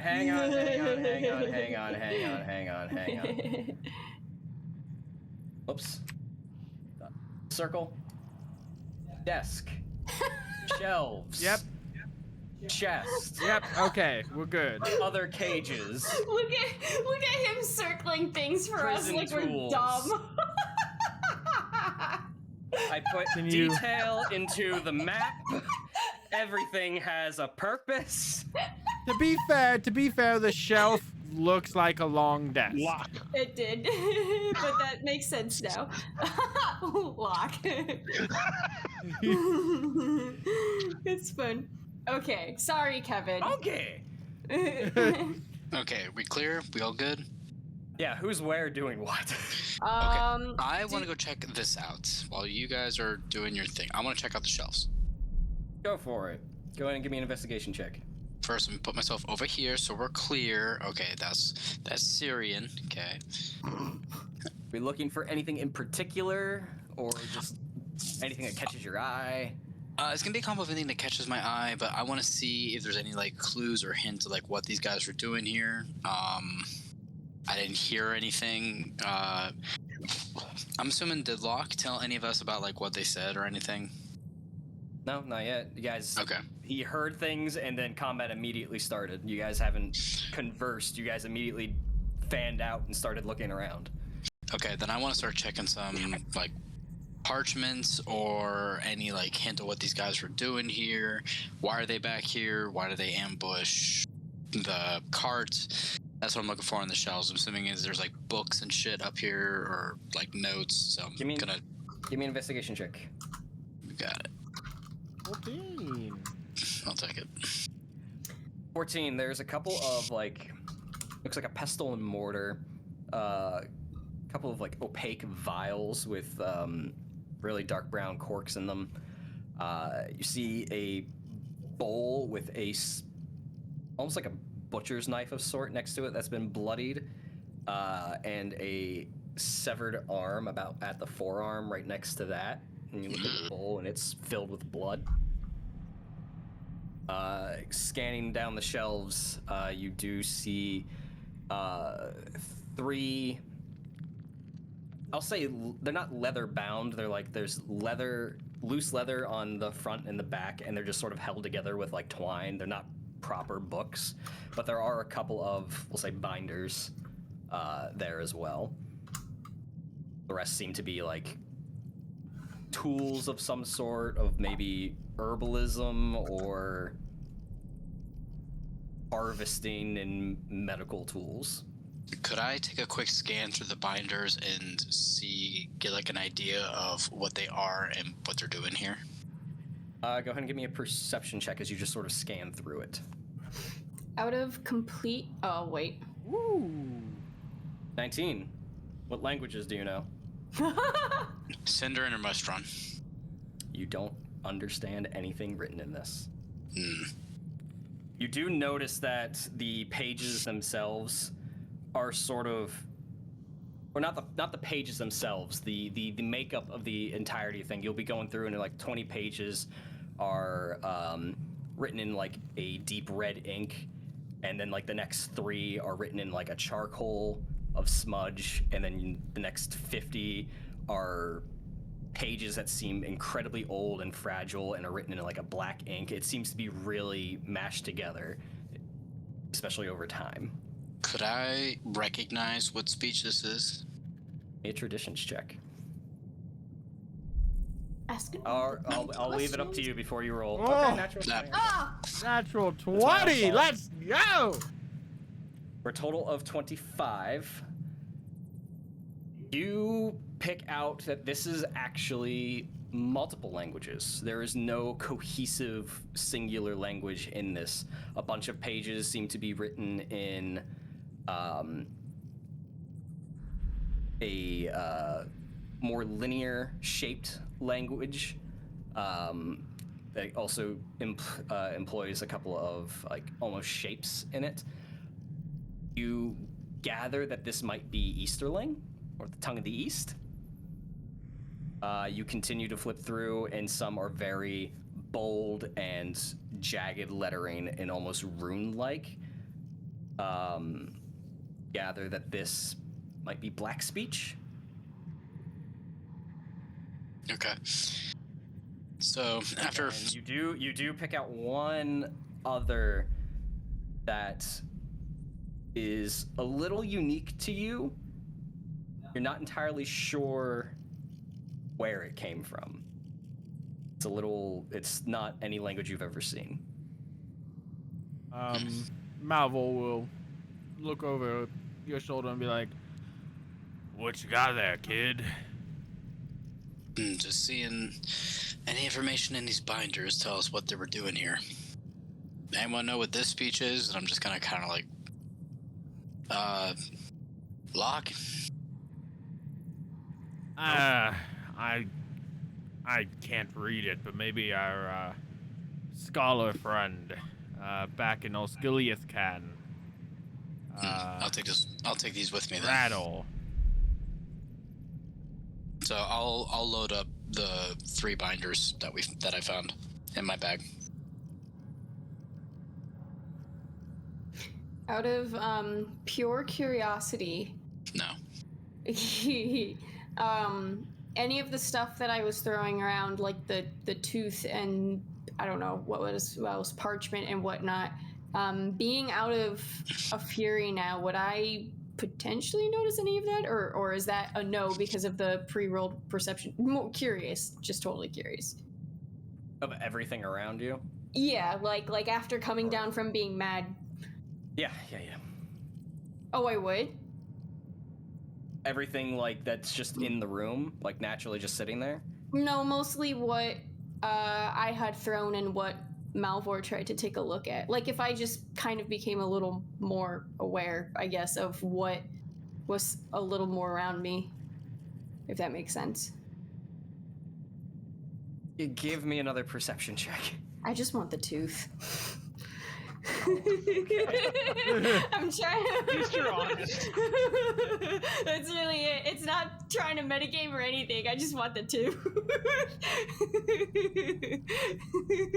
I mean, I guess it is trying to metagame, but oops.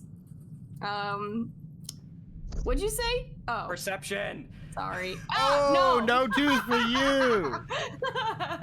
That's fine. In your fury, you do not know where you flung the tooth. That's fair. Then afterwards, I will... I deserved that. Then afterwards, I will, after calming down and everything, I'm gonna go back to Locke and kneel next to him and the person and take a few moments and then look at Locke and go, Friend, Locke accepted that this person is dead and moved on to the chest. Oh. I've just been waiting my Well, turn. my work is done here. Oh, then is the guy dead? I was gonna check on him and roleplay, but I guess I have no one to roleplay with now. Look, I have been a terrible treasure hunter up to this point. You've been There is a fine. time and place.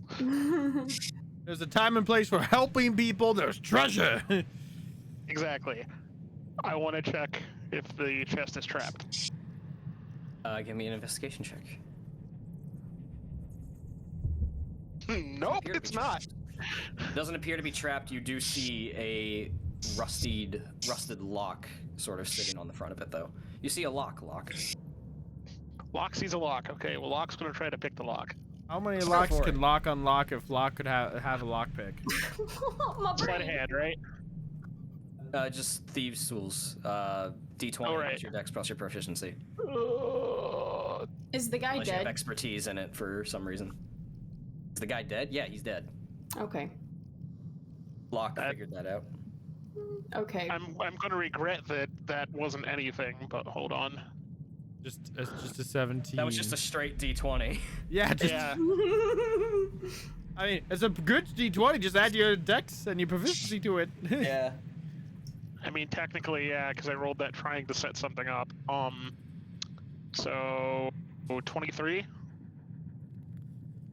23. You take out your picks and kneel down and go up to the lock, and it's like a 2-pin lock. You immediately go boop, boop, and the lock just falls off. Okay. And what's in the chest? Explosions. You We find all a mimic. die. Roll initiative. You find 2 more wineskins. You find a similar looking vial that orc had in combat.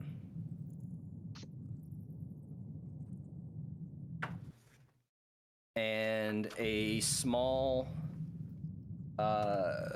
folded up piece of cloth that seems to have like a drawing on it of sorts. And Cirion, by the way, before I forget, I added something to your inventory that you should see. Should be the parchment that you picked up, essentially. Can I make out what the picture is of on the folded up cloth if I unfold it? An insight check.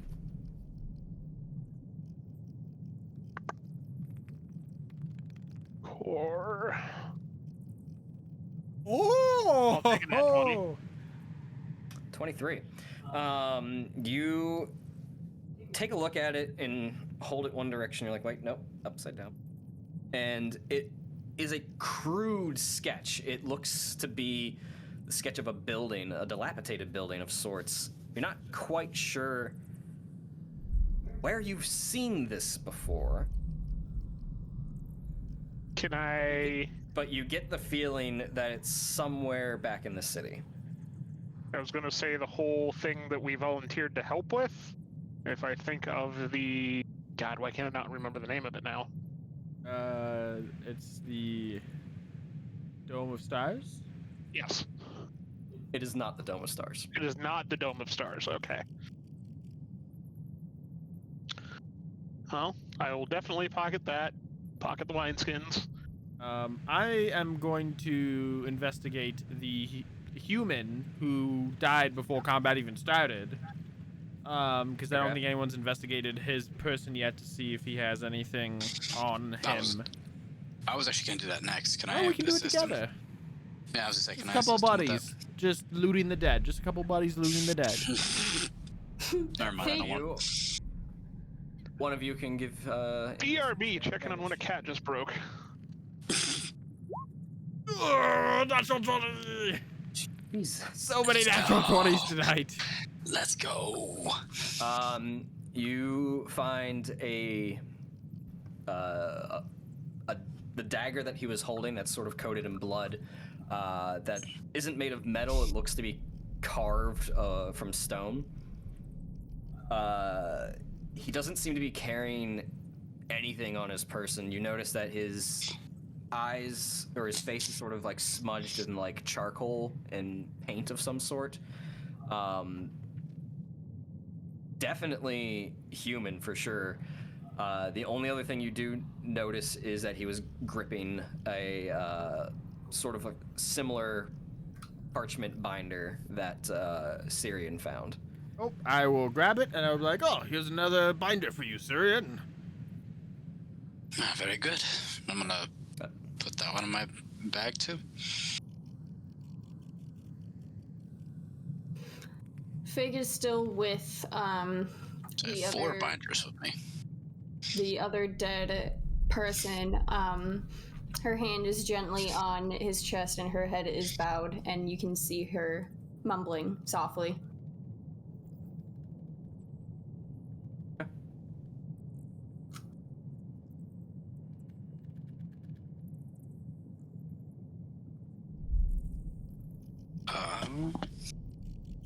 I didn't hear what you said, Brian. Would anybody like to do anything else? Oh. Can I check the prison tools over here? I guess I'll go investigate the cages just to make sure all of our bases are covered. Yeah, Cirion, you don't even really need to make a check. It's just chains, shackles, couple of like prods and rope. There's not a whole lot there. It literally instruments to keep people from moving.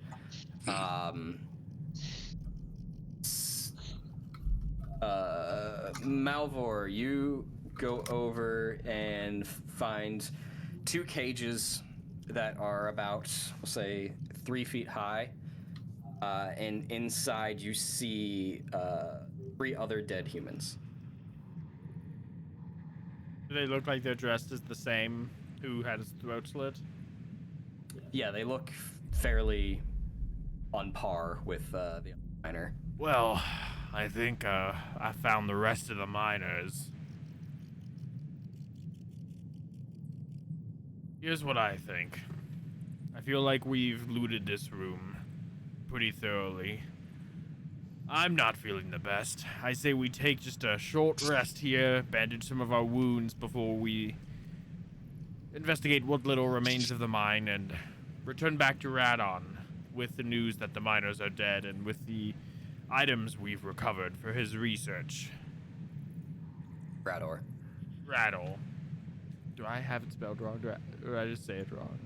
No, I have it spelled right. I just said Radon. You said it right dumb. beforehand. Yeah.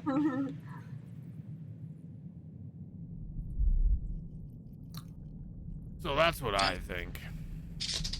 Yeah, we could take a quick moment, get our bearings, figured out what happened.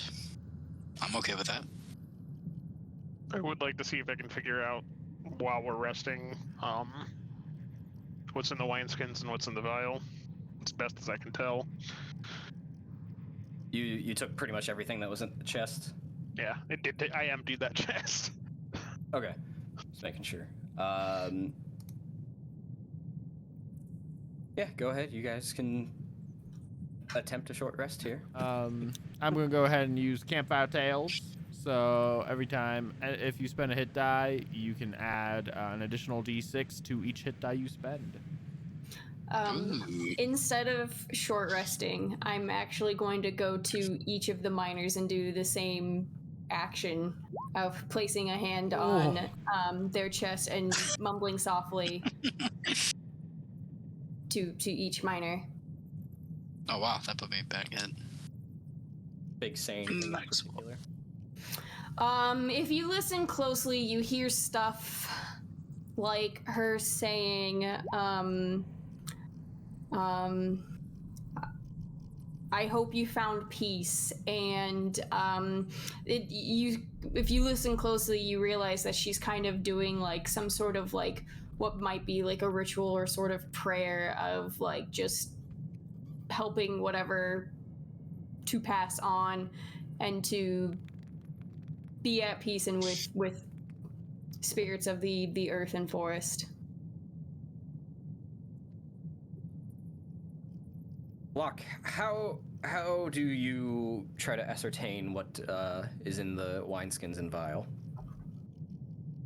We'll say by smell. I'm not quite willing to do taste outside of a town yet.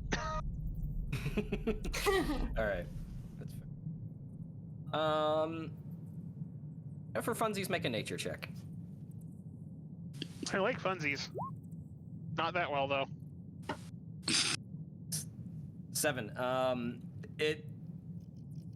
the wineskins, it's a very irony smell. The vial that was very similar to what the orc had is a very pungent smell that sort of burns your nose. Taking a look, because it is a bit of an opaque vial, it looks like a brownish liquid inside. But for the most part, you can't... You have a guess of what it might be. It might be some sort of alcohol, but hard to tell. And when you say strong iron scent, is it red in tinge? If you pour it out, your hand stains red.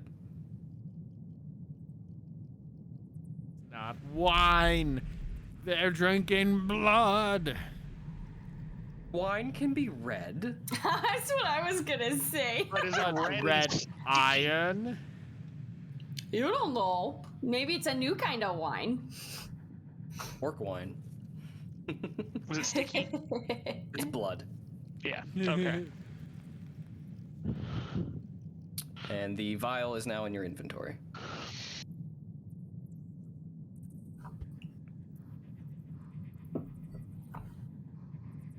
Well, Greybeard, would you like a swig? is that the blood wine you're trying to get me Yes. to drink? Yes. No, thank you. I'd like to keep my wits about me and strange substances outside of my body. Really? At your age, you could probably use all of this you could get. I could use more blood after the beating I just took. To be fair, most of that was gravity. I was literally about to say, do we count that as me calling him old or not?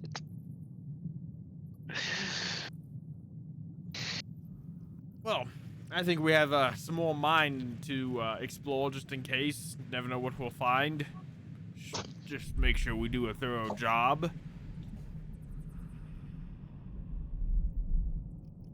So you guys sit there for around the fire that's slowly beginning to subside. Those of you that do sort of bandage yourselves and just take a moment and breathe, get your whereabouts.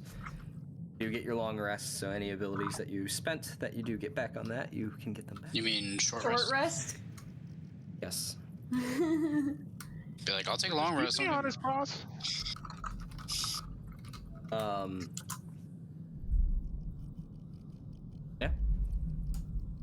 What are we doing? Well, let's I'm petting that dog. go explore the rest of this mine. We've got that back there to explore, and we've got this over here to explore. No idea what you're talking about. Yeah, I pinged it, but you have to scroll to see it, so let's get walking. I'm not going first. I'll lead again. I'll go right behind Locke. I was being coy because he's being things.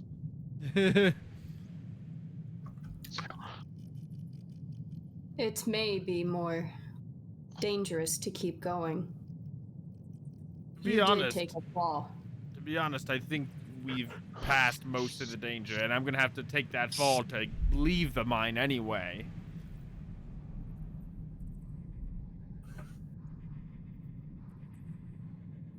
Yeah. We may not be so lucky if we keep going. Or as we leave.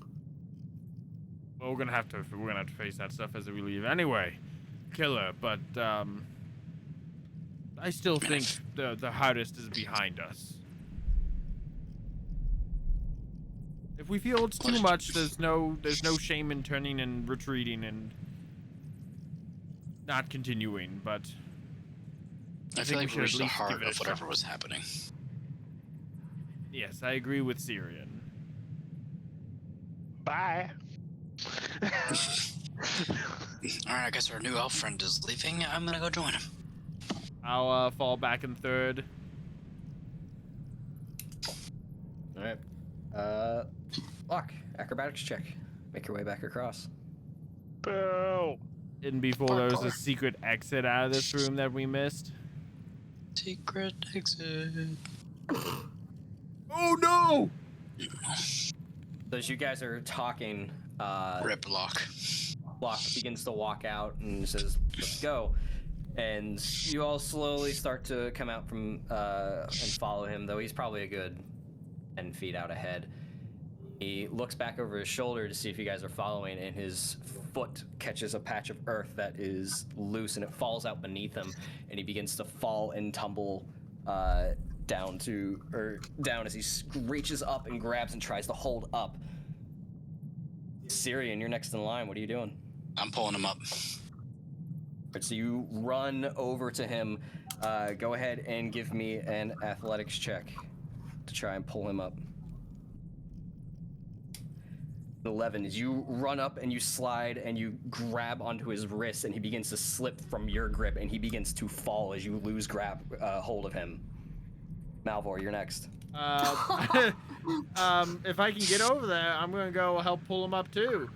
Between the two of us. As he is now mid-fall, and you run up behind Cirion and you reach down for him, give me an athletics check at disadvantage. I should have tossed a rope. At disadvantage, this is gonna be rough. I'm gonna burn my inspiration for this.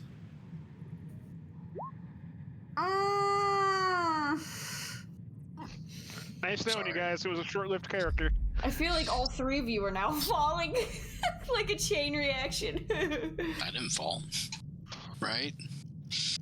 As you slide up alongside him and reach down, you grasp the side of Locke's free hand and don't get quite enough, and you both just slip out of each other's hands, and Locke falls all the way down into the stalagmites below.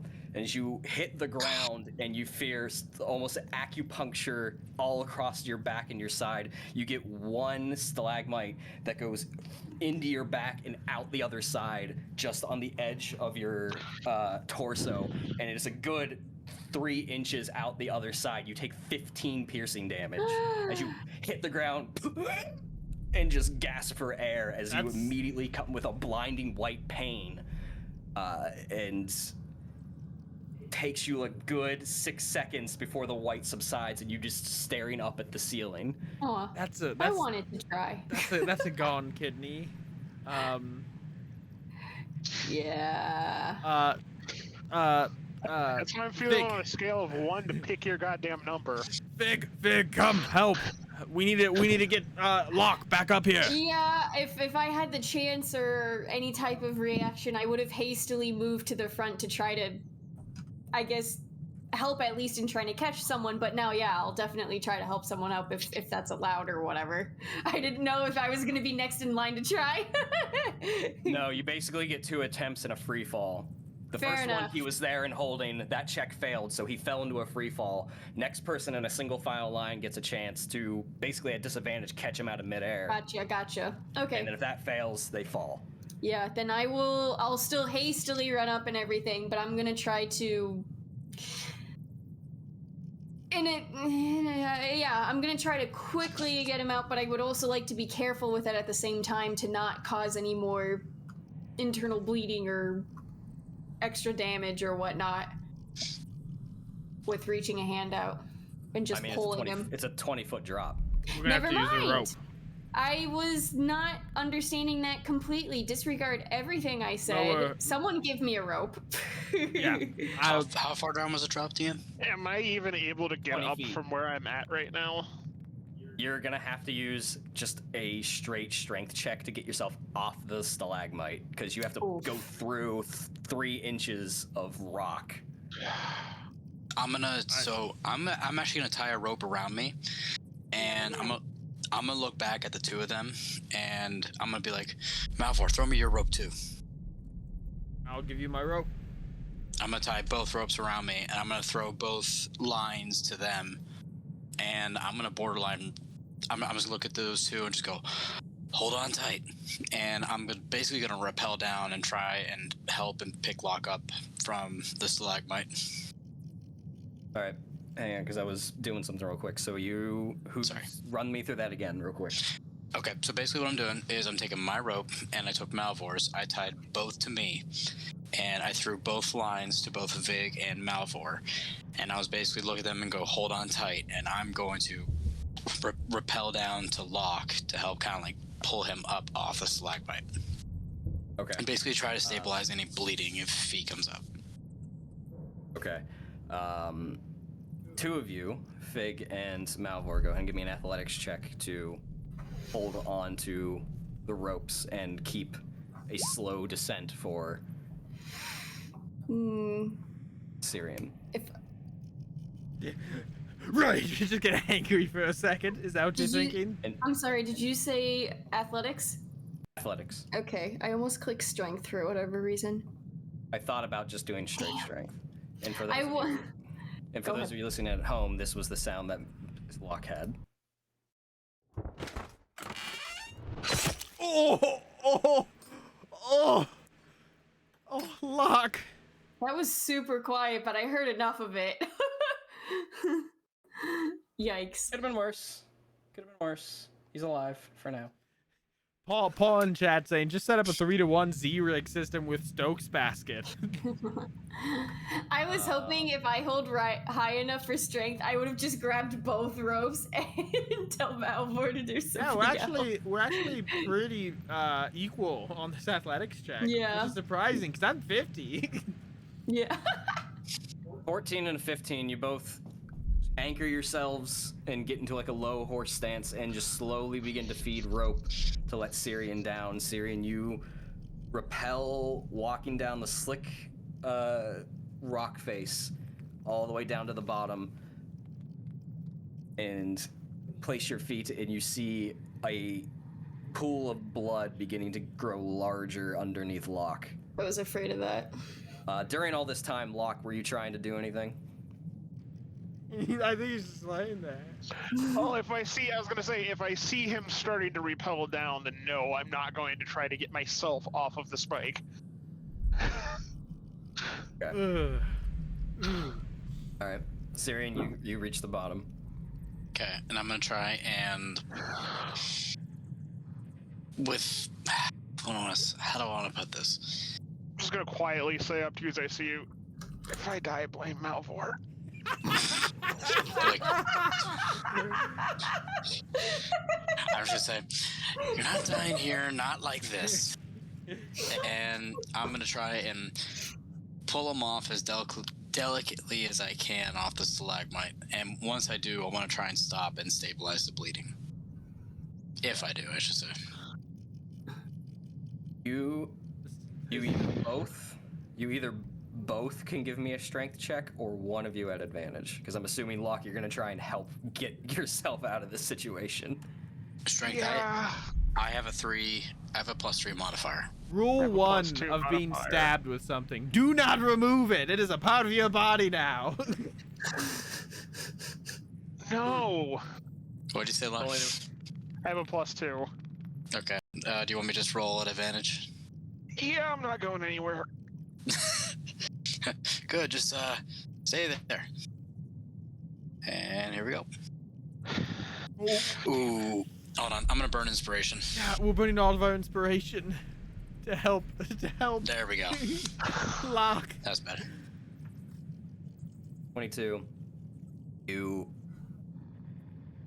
cradle Locke's head and grab his hand and try to just slowly pull him off, and you slowly see the spike recede and the blood just trickling out, and there's a point you hear a small scrape that you think it hit against bone on its way out. And it's just a slow tug until you see the tip of the spike disappear into his abdomen, and you know it's still in there, and you sort of look at him going, Sorry. hold your breath. And Wait, hold on. No, wait, hold on. Can I like put something in his mouth to bite? Can I put something on his mouth to bite on? Like put like I already used the rope. What do I have? What can you bite? Sword teeth. My what? Your sword sheath. Gonna unhinge his jaw like a snake. I mean, how thick can it be? Depends on the sword. True. I'm just gonna put like a bunch of his own cloth like into his mouth, like bite this. Good idea. And I'm gonna pull him up. All right, and you just pull him off, and the blood immediately begins to pour out the back. Can I Locke, try and give me a stop the bleeding? Constitution saving throw. Okay. He's gonna start dying here. Mm-hmm. Oh! 14, you luckily do not take that last point of damage and do not pass out. But you do scream into whatever you're biting into as the blood begins to pour from you. Cirion, go ahead and give me a medicine check. On top of that, Athella solves. I was waiting to ask if anyone had healing herbs too. I do. I was Okay. waiting patiently for all of that. Yeah, sorry, I missed out right when I was rolling. Can I give him my Atlas self? So you go to check for this check for the wound, and it's probably about that big. Locke just got inspiration. For his dying ass. Everyone's dying ass. Appreciate giving my dying ass things. And you tear off some cloth and wrap it around the wound to the best of your ability. But in this current situation, there's not a whole lot from a healing standpoint you can do. But you pull out the one salve and you pour it down his mouth. Go ahead and roll 1d4 plus 1. Mirror lock. Kev. I'll leave it up to you guys. You do it. Fig's up there going like, healing. 3 whole hit points. That is a. Back to 25%. So you got Locke sort of off the rock and sit him up against the wall as he's sort of gripping his side with the cloth that you've ripped around him that is already beginning to stain red. The two of you up top still feel the rope sort of taut for now, but it's a little bit looser than before. I mean, yeah, we're just waiting for some sort of signal to pull up, I guess. Do you have Campfire. healing herbs? Cauterized wound. Campfire. Good boy. Okay, I won't speak. Oh, sorry. This is more me talking to Cirion live. Sorry. Sorry, What but were you trying to say, Lindsay? I was asking if anyone had more healing herbs because Fig doesn't know that you do. So and she didn't see no, I that don't. Cirion did whatever. So Malvhor has no healing items. okay, so at that point, I'm gonna look at Locke and just kind of see like that bleeding through. I'm gonna try and just rewrap it just to kind of stop the bleeding. are they up yet? No, they're still down there. You've gathered from what you can do. It's the best you can do. Okay. At that point, I'm gonna try and bring him up. Feel like it's stable-ish enough as the best I can do, and I'm gonna take him up. So what I'm gonna do with that is I'm gonna, like, before I take him up with me, is I'm gonna double pull on the ropes to kind of like signal them to pull me up, and I'm just gonna kind of like wrap him in one arm and hold on tight with the other one, and just kind of move up with him as hopefully they start pulling. Okay, now with roughly double the weight, and the two of you receive that signal. We're gonna be TPK'd by a cave. Wouldn't be the first time in a campaign. You slowly begin to start pulling the rope up and walking backwards. With double the weight now, this is no longer an athletic thing. I just need straight strength. I mean, it's gonna be the same roll for me anyway, I think. I hope you two took your roids. Ooh, I mean, I do have a D4, but that's not gonna help here. That's not gonna be enough. Alright, I'm dying too. So you get them back up. It takes a long time. Okay, good. I will say from the blood loss, by the time you get there, Locke has passed out. Mm-hmm. He's not making death saves. He has 1 hit point, but he is unconscious. So I took the 3 that I got back. No, you didn't take any. It's just the blood loss here. You didn't take any damage. Okay. Sorry, I forgot you healed. No, you're fine. I wanted to make sure because there would definitely be a logical reason for that in this case too. So. Is there So the two of them you do get them back up. Cirion grabs onto the ground and pulls himself up with one hand while you guys are pulling him up with the ropes, and you see him lift an unconscious Locke onto the ground after about 15 minutes of pulling him up. Is there anything I might know to do next based on past experiences out in the forest of like stopping blood loss and or otherwise check. Based on can I argue survival? What's your argument? I've gotten hurt. Well, so I have. You got me there. I've seen people really badly injured out in the wilderness before, and I've had to makeshift like tools or other means of resources based on survival tactics to survive and help them survive. Okay, survival check. Okay. Oh, please be good. I talked that up. Make it good. Oh, okay. I guess it's not horrible. I don't know. 15. If you inspect the wound, it's pretty bad. Blood loss with a wound of this size is going to be really hard to stop. Okay. The best thing you can do is fire as your friend. I will grab. I was about to say cauterize the wound. Yeah, I didn't hear it, so I just want to make sure like Fig would have known about that. So, no. I will. Her survival instincts will kick in because she's seen this before, and she'll immediately grab something from the fire stick or whatever, and like make sure it's not like on fire first of all, and then just do the whole process of cauterizing.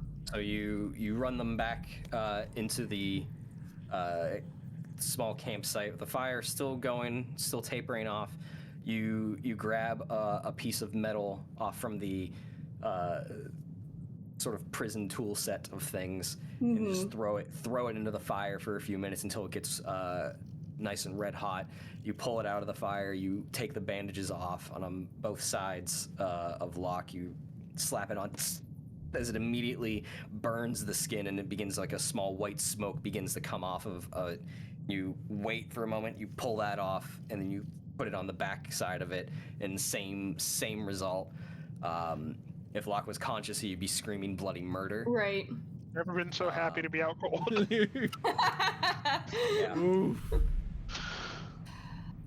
In that, he does take 3 fire damage. I was afraid of that. To stop the bleeding. That's fine. I'm still 1.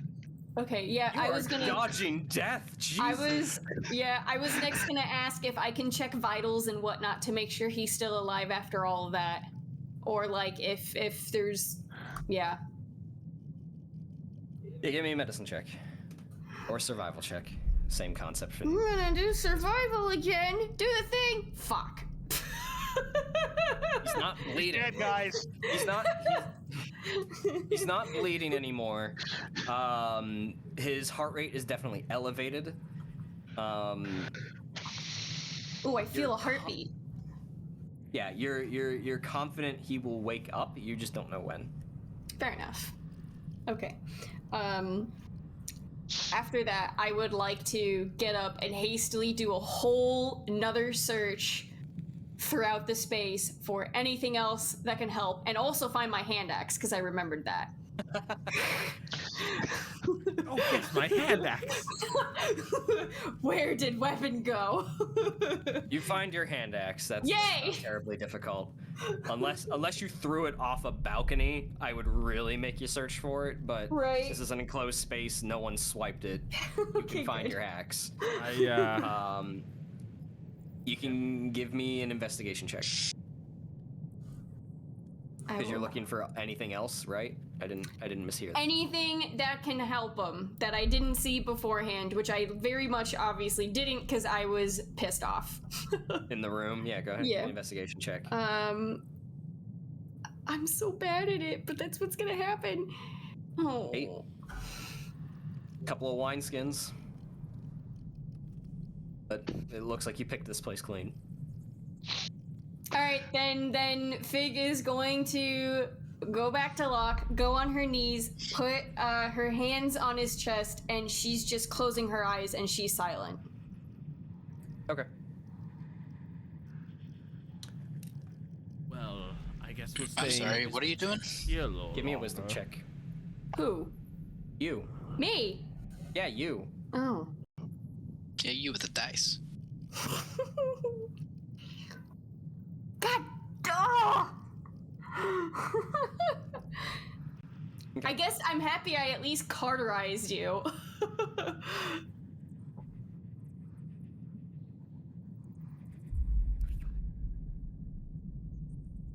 What are you guys doing?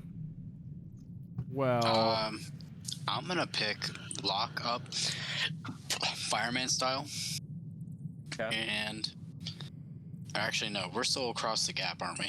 yeah, we haven't crossed back. We haven't, yeah. So, If I throw him across with that killer, You're gonna throw You're gonna throw him 50 feet across the cavern. he has 1 hit point. I just want to understand the gravity of the situation, where you're coming. Oh, I know. I mean, Locke's already experienced the gravity of the situation. He gets it. Alright, I feel like I'm like, what the fuck do we do? Well, Okay, we can wait, either wait till he wakes up. No, shut up. So, sorry. Okay, kid, Yikes. say your piece. I'm gonna go back. I'm going to grab the table and part of the shelf and make almost like a makeshift bridge. Is that possible? Can we do that? Not 50 feet. Oh, 50 feet? I thought I heard 15. Damn it. No, No, 50. it's 20 feet if you- down and 50 feet across. If you want, kid, what we can do is we can try to take our 50-foot long rope, attach one end over where we are now, attach the other end to the other side, so we can use the rope as a guide to cross. How the fuck did we make this last time? We just walked. No one fell. How do We we got- make the... We got lucky. I'm just curious how we made this gap before combat. Like, what the hell? You passed the DC. He It's rolled a tightrope. natural 1, so yeah. It's a single file path 20 feet off the ground where it's basically a tightrope. The acrobatics check is literally just to keep your balance. Okay, that's where I was getting confused. I So have a was like, question. how do we make this? If I were to crawl on my belly like a fucking worm, would it be easier to cross? DC might change. You don't even say it might be lower. You say might change. Maybe I higher. love it. I love this so much. He's got us wrapped around. Okay, so Cirion, here's what we're gonna do, kid. I just want to say you guys got to the fight, and I'm like, none of these fucking hazards did shit. I know. Now Here we are. now it's stopping us from leaving. Cirion, here's what we're gonna do, kid, okay? Alright. I'm gonna give you the end of my rope. I'm at the end of my rope. I'm gonna give you the end of my rope. I want you to, as carefully as you can, cross this ravine to the other side. I'll keep the other end over here. Between the two of us, we should be able to set up a guide to help say like Killer over here, Fig over here, to walk across while carrying Locke. Or we could just sleep until until Locke wakes up and then try it again. But that's gonna be a long time. Yeah, let's get the hell out of here. All right, let's do the guide. Okay, I want you just to watch your feet very carefully, Cirion. Okay, just take it slow. I know you got this. Gift die. I'm going to, from what I was doing, I'm gonna open my eyes and look at them, and just from where I'm kneeling next to Locke, you guys are gonna hear, if we go while he is like this, it could be more dangerous. If something happens here, more, or after we leave, if he is not dead already, he could die if something more happens. I'm not waiting here for death. It is safer here for him to rest. How safe is it? I mean, we've already run into orcs and goblins. To be fair, I look around and I go, everyone is dead already. So I don't want to interrupt the roleplay, but I see where you guys are going with this. You're actively on a journey. This is not a sanctuary. Yeah. Long rests are not possible. I know, but my just saying. Yeah. Yeah, that's what I'm saying. Like, we need to get the fuck out of here. Before you guys get to the point where like, let's just take a long rest. Yeah, no, we can't take a long rest here. Our only recourse is take a short rest, and maybe that'll wake him up. But we don't know. But how long? So how long did it take to get here? A day? Yeah. To the mine? It was a day travel. So I mean, it's gonna be overnight anyways, and we're gonna have to stop at some point or just take exhaustion, and that's if we're lucky and no other hazards hit us in this mine. I mean, we know all the hazards. Do we? Yes. If we continue for the way out. I'm not even talking about continuing to exploring the mine at this point, because someone is on death's door. This is what I was saying. If something goes wrong, we just leave. This is the point where we just leave, so we know the hazards. This is such a big gamble. I mean, it's a gamble either way. The only question is, do we wait an hour for Locke to potentially wake up, or do we get started? I'm trying to set up a rope system to make it easier to get across this gap. Let's make the rope system and let's go. Okay, I'm not waiting here because if we found orcs and goblins here, there's more running around the mine. They're gonna come back here, find us anyway. Fuck that. I'm out of here. Let's go.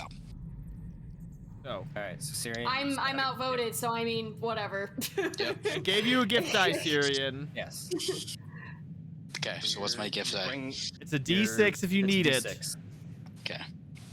So you're taking rope with you, and Malvhor, you're holding the other end. Did I understand that correctly? Okay. All right. Why don't you give me an acrobatics check to see if you can keep your balance going across? Oh, God.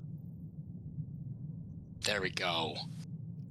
You know what? Just for giggles, knowing our Mary Gaines luck. How long do I have the D6? It's for 10 minutes. It's for 10 minutes, so you can use it on a check that's coming up if you want to. How long has it? Well, when did he get that? I just gave it to him. Oh, okay. Yeah, it just gives me. Yeah, okay, yeah. I'm gonna hold on to it for right now, just in case. I think that should be okay. Okay. You take the bundle of rope, hand one end to Malvhor, and you slowly begin walking across, one foot in front of the other, to try and keep your balance. Get about halfway out, and it rounds off to the right, and you keep going, and your foot hits a section, and you slip, and you fall to your chest, and you slide a little bit, and you grab on, and you stop yourself from falling, and you come back up, and you get back to your feet, and slowly take a breath, and keep walking, and get to the other side.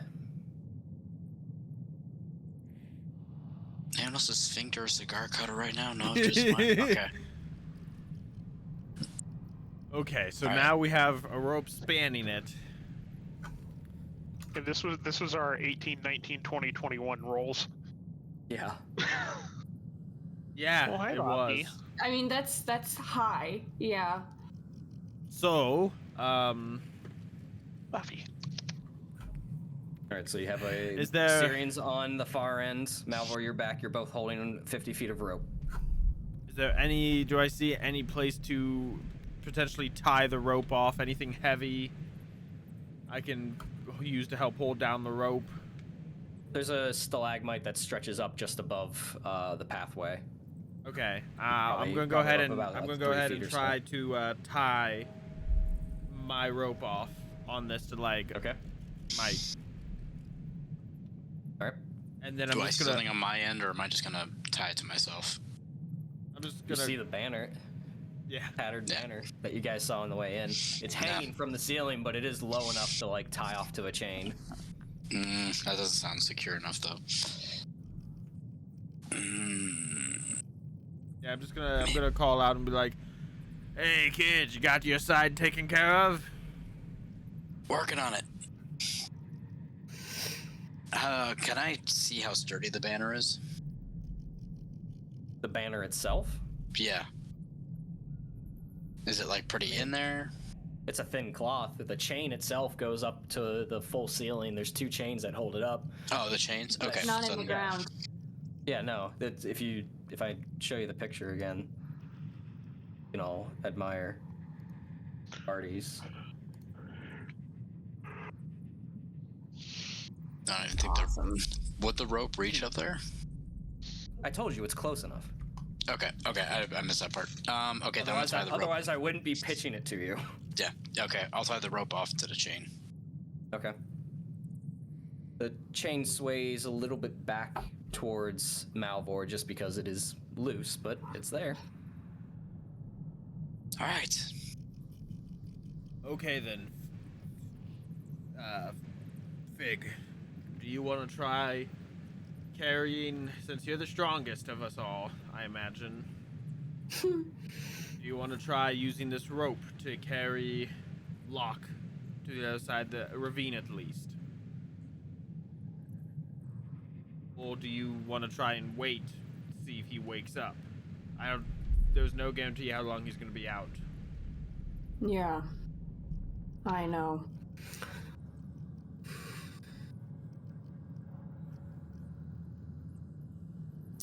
I will just quietly try to... Well, I don't know how to carry him while still having a hand for the rope as I go across on my back. Fireman Over the carry shoulder? over and free hand. Where did he get punctured? Is that gonna be? Is my shoulder gonna dig in that? It's cauterized. It's here. fine. Still, He's not awake. And I'm just gonna say I don't need him I'm to just- die on my shoulder. I'm gonna put a hand on your shoulder, Fig. I'm gonna say, I think you might be the strongest out of all of us, Killer. If anyone can do it, it's you. And I'm gonna give you my last gift die. I'm gonna fucking die. You're going Yep. to see my face. I will look at you and I'll give a slow, nod of understanding. But you see something on. You see this like very kind of like grim reluctance and frustration on my face. I will slowly Give me another. carefully pick him up. Give me another wisdom check. Me? Yes, you. Gonna be another 4. I was really hoping for something cool to come out of that. I don't know what that would be though. Oh, Oh. Find out. maybe. I have no idea what this is.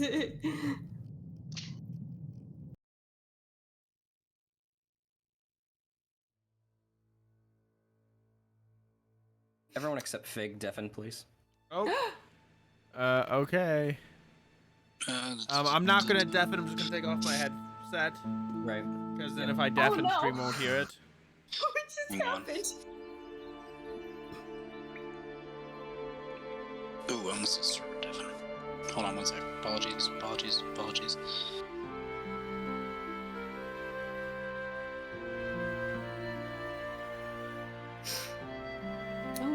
I'm nervous now.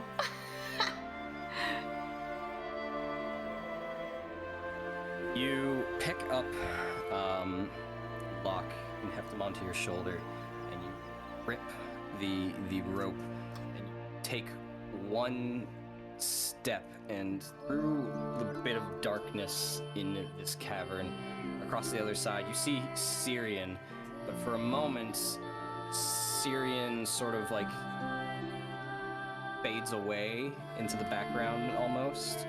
And you blink a few times, and the environment itself becomes grassland, forest. You can see a clear path between the trees that weaves over to individual. It seems to be glowing of some type of light. You sort of blink again, and that figure moves out of the way, out of your sight. Now it's seemingly beside you. Takes the form of nothing identifiable. This seems to be a humanoid shape of sorts, emanating a gold-silver light just off of it ever so slightly. And you hear that familiar harp music in you throughout the wild. All the while.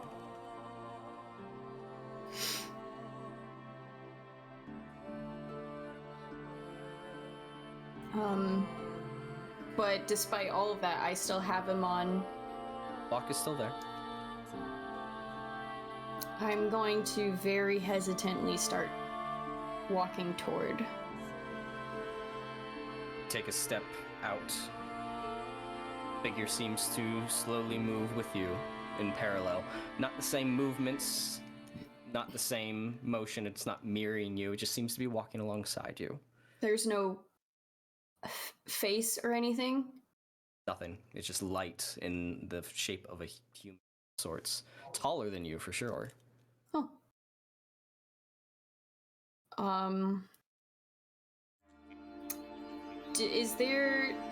Does it, I guess, emanate anything, like a feeling? Do I have any sort of, like, I don't know, feel like any reason to be afraid of it or something? Give me an insight check. Continue to take your steps, and it seems to walk alongside you through the trees, but you stick on that winding grass path that cuts between. 17. Sense of calm. Sense of familiarity. Strange. Never experienced this before. Seen anything like this before.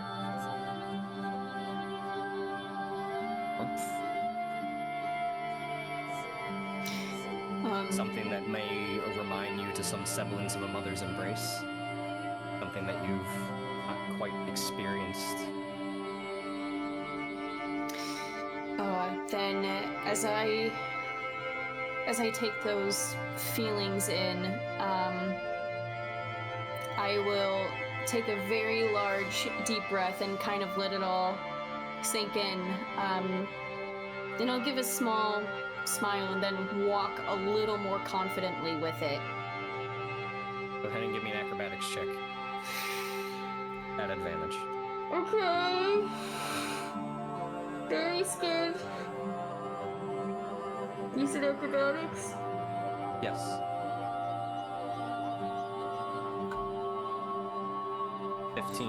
Oh no. Walk. Don't forget gift die. Don't forget gift die. You walk with Locke in tow. Okay. Get to a point, you feel like you're halfway, and you continue to walk. That destination doesn't seem to get any closer. You stop. Form stops. Looks down at you, and it shifts to be in front of you, seemingly blocking your path. And it reaches down with an outstretched hand. I'll take it. Slowly. Release Your free hand, what you believed where the rope is, even though it's no longer here. Reach out, place your hand in it. There's that warm feeling. And gently grasps yours. Where a face would be sort of comes down into your eye line. Nods. Hugs you along. All the way to the other side. Let's go.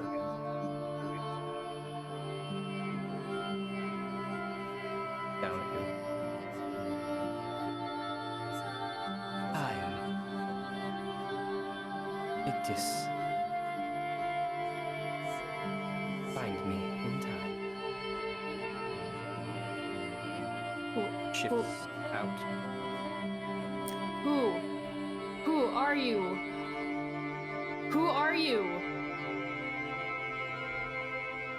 Fades away and you blink and you find yourself on the other side of the cavern, standing next to Cirion and Locke in tow. Oh, my anxiety!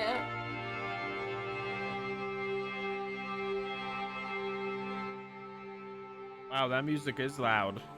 Yeah. Am I dead? Someone want to tell Kevin he's all good? His eyes are closed or something. Come here, Kevin! Come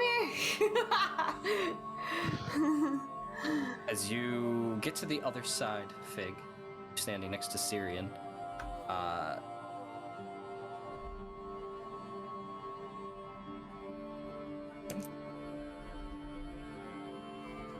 All you hear is ringing?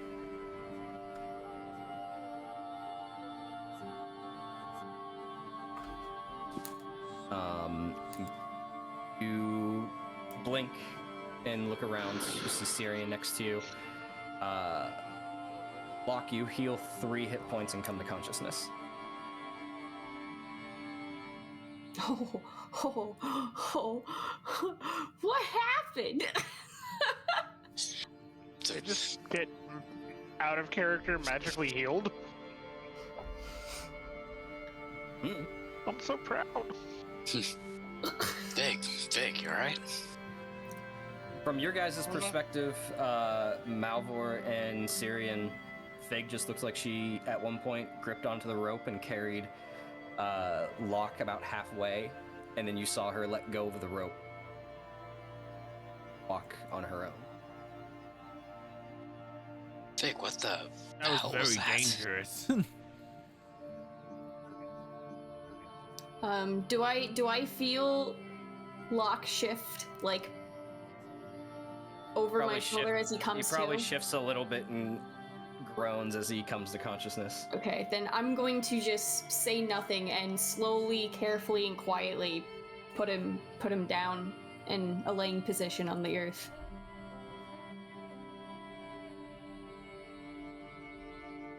I'm gonna just stand over Locke and be like, hey, come to. Like in like a little just gentle pat on the side.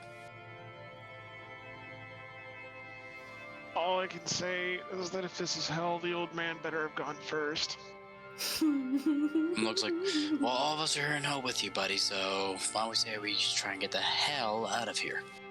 I still gotta cross the abyss. Yeah, I was gonna say I'm gonna. I thought you said you did. Sorry. No. I'll give a small head bob to come on over. Okay, I'm gonna go ahead and I'm gonna ahead grab the and- rope and pull myself across with it. Yeah, go ahead and give me an acrobatics check at advantage. Can I ready myself for anything that may happen? Like just in like a prepared stance? Okay. Yeah, sure. I still have a D4 from Paul. That's in my back pocket. Doesn't matter. Thank you, Paul. Oh, my heart. You're walking across with a 23, and about halfway, you're like, I don't need this rope. I don't so you need start the rope. You start making like knot art, like a butterfly, like you know how Davy Jones did on SpongeBob, where he's just making like we call this one loop.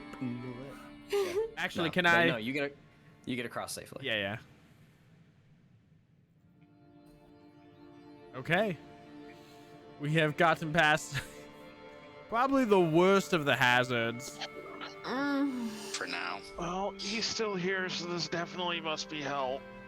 Oh well, you haven't died. You haven't died on us yet, Locke. So I don't know, you're still here. That makes it hard to believe, you ancient bastard. Oh, man. Oh. Okay, let's quit wasting time and go. Yeah, we've got some more tunnels to climb through. You up for it, Locke? Yeah, sure. Why not? I'll even lead again.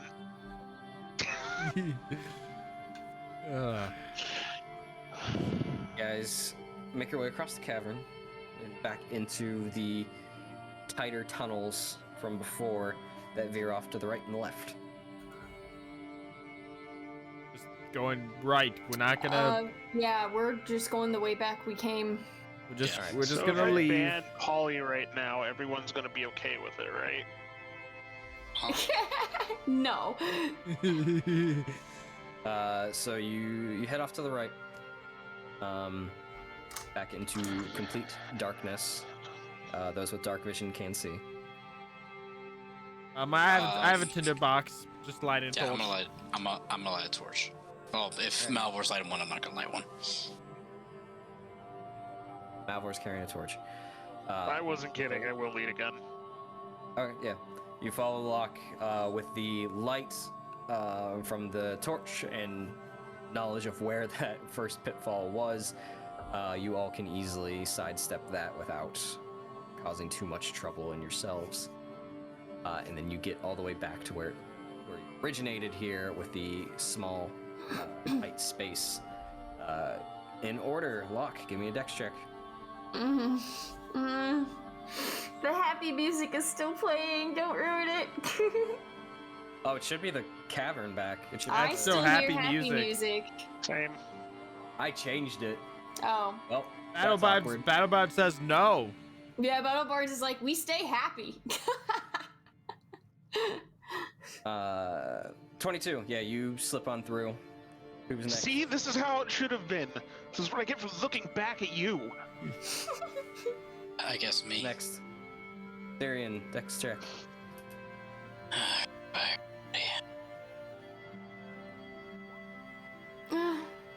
14, you slip on through. Oh wait. Is Oh that- yeah. Yeah, that's an advantage. Sorry, I forgot to. 5. And I got no more inspiration to burn, so. Yeah, Take 4 bludgeoning damage. I was gonna say, do you still have your gift die? I do still have it, but I'm gonna save it. I Okay. guess. How long has it A been? 9. It will expire after this, so there's no Okay. last chance to use it. Okay. No, you already said the damage, and I don't want to do that. So 4, you said. 4 bludgeoning damage. Owie. Next. Just restraining the case more. I mean, I guess I'll go third. That seems to be our order. Dex check.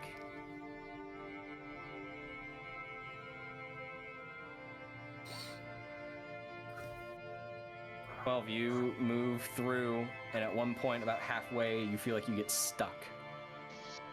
Oh, do Start I? getting- I have a D4 from Paul still that I haven't used.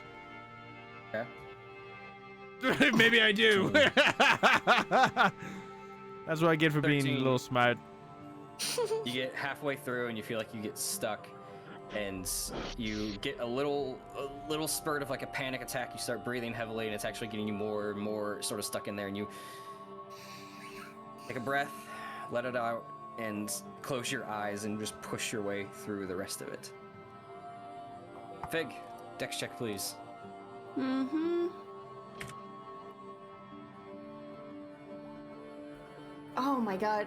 Sorry, it's a 6, but I will use the gift die from Matt that I should still have. That should be fading.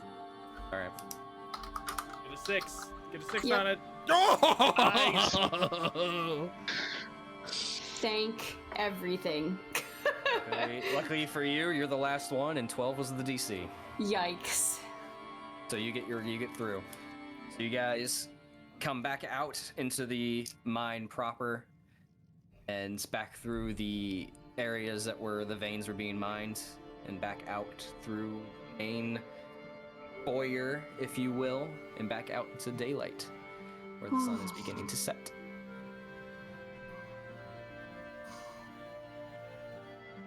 Assume from here you guys are probably looking to head back to Osgiliath. How long have we been, like, awake, I guess? Have we been up, like, 12, almost, like, all day now? Like, our bodies asking for sleep? You arrived in the morning and pretty much spent your day here. So, because time tracking is really weird and hard to do, I'll say, because I said the sun was setting, so that's probably not true. It's probably about afternoon. Oh. Because combat lasts longer than it actually does. Okay. Probably, I'll say about late afternoon, like 2 in the Okay. Then, sorry. Yes, we're planning to head out, I think. Alright. So you guys have delved into the mine and found a human in cahoots, if you will, with goblins and orcs, the miners killed, and a lot of parchment in various languages and various handwritings that you don't understand. And more questions than you actually got answers here. Checked on the miners per Rador's request, but unfortunately you'll be bearing ill tidings upon your return to Osgiliath, but that is where we'll pick up next week. Now that you guys have left the mines, I will turn off the fog of war. There's the full map. That was major anxiety. So were there 2 secret entrances to the later part?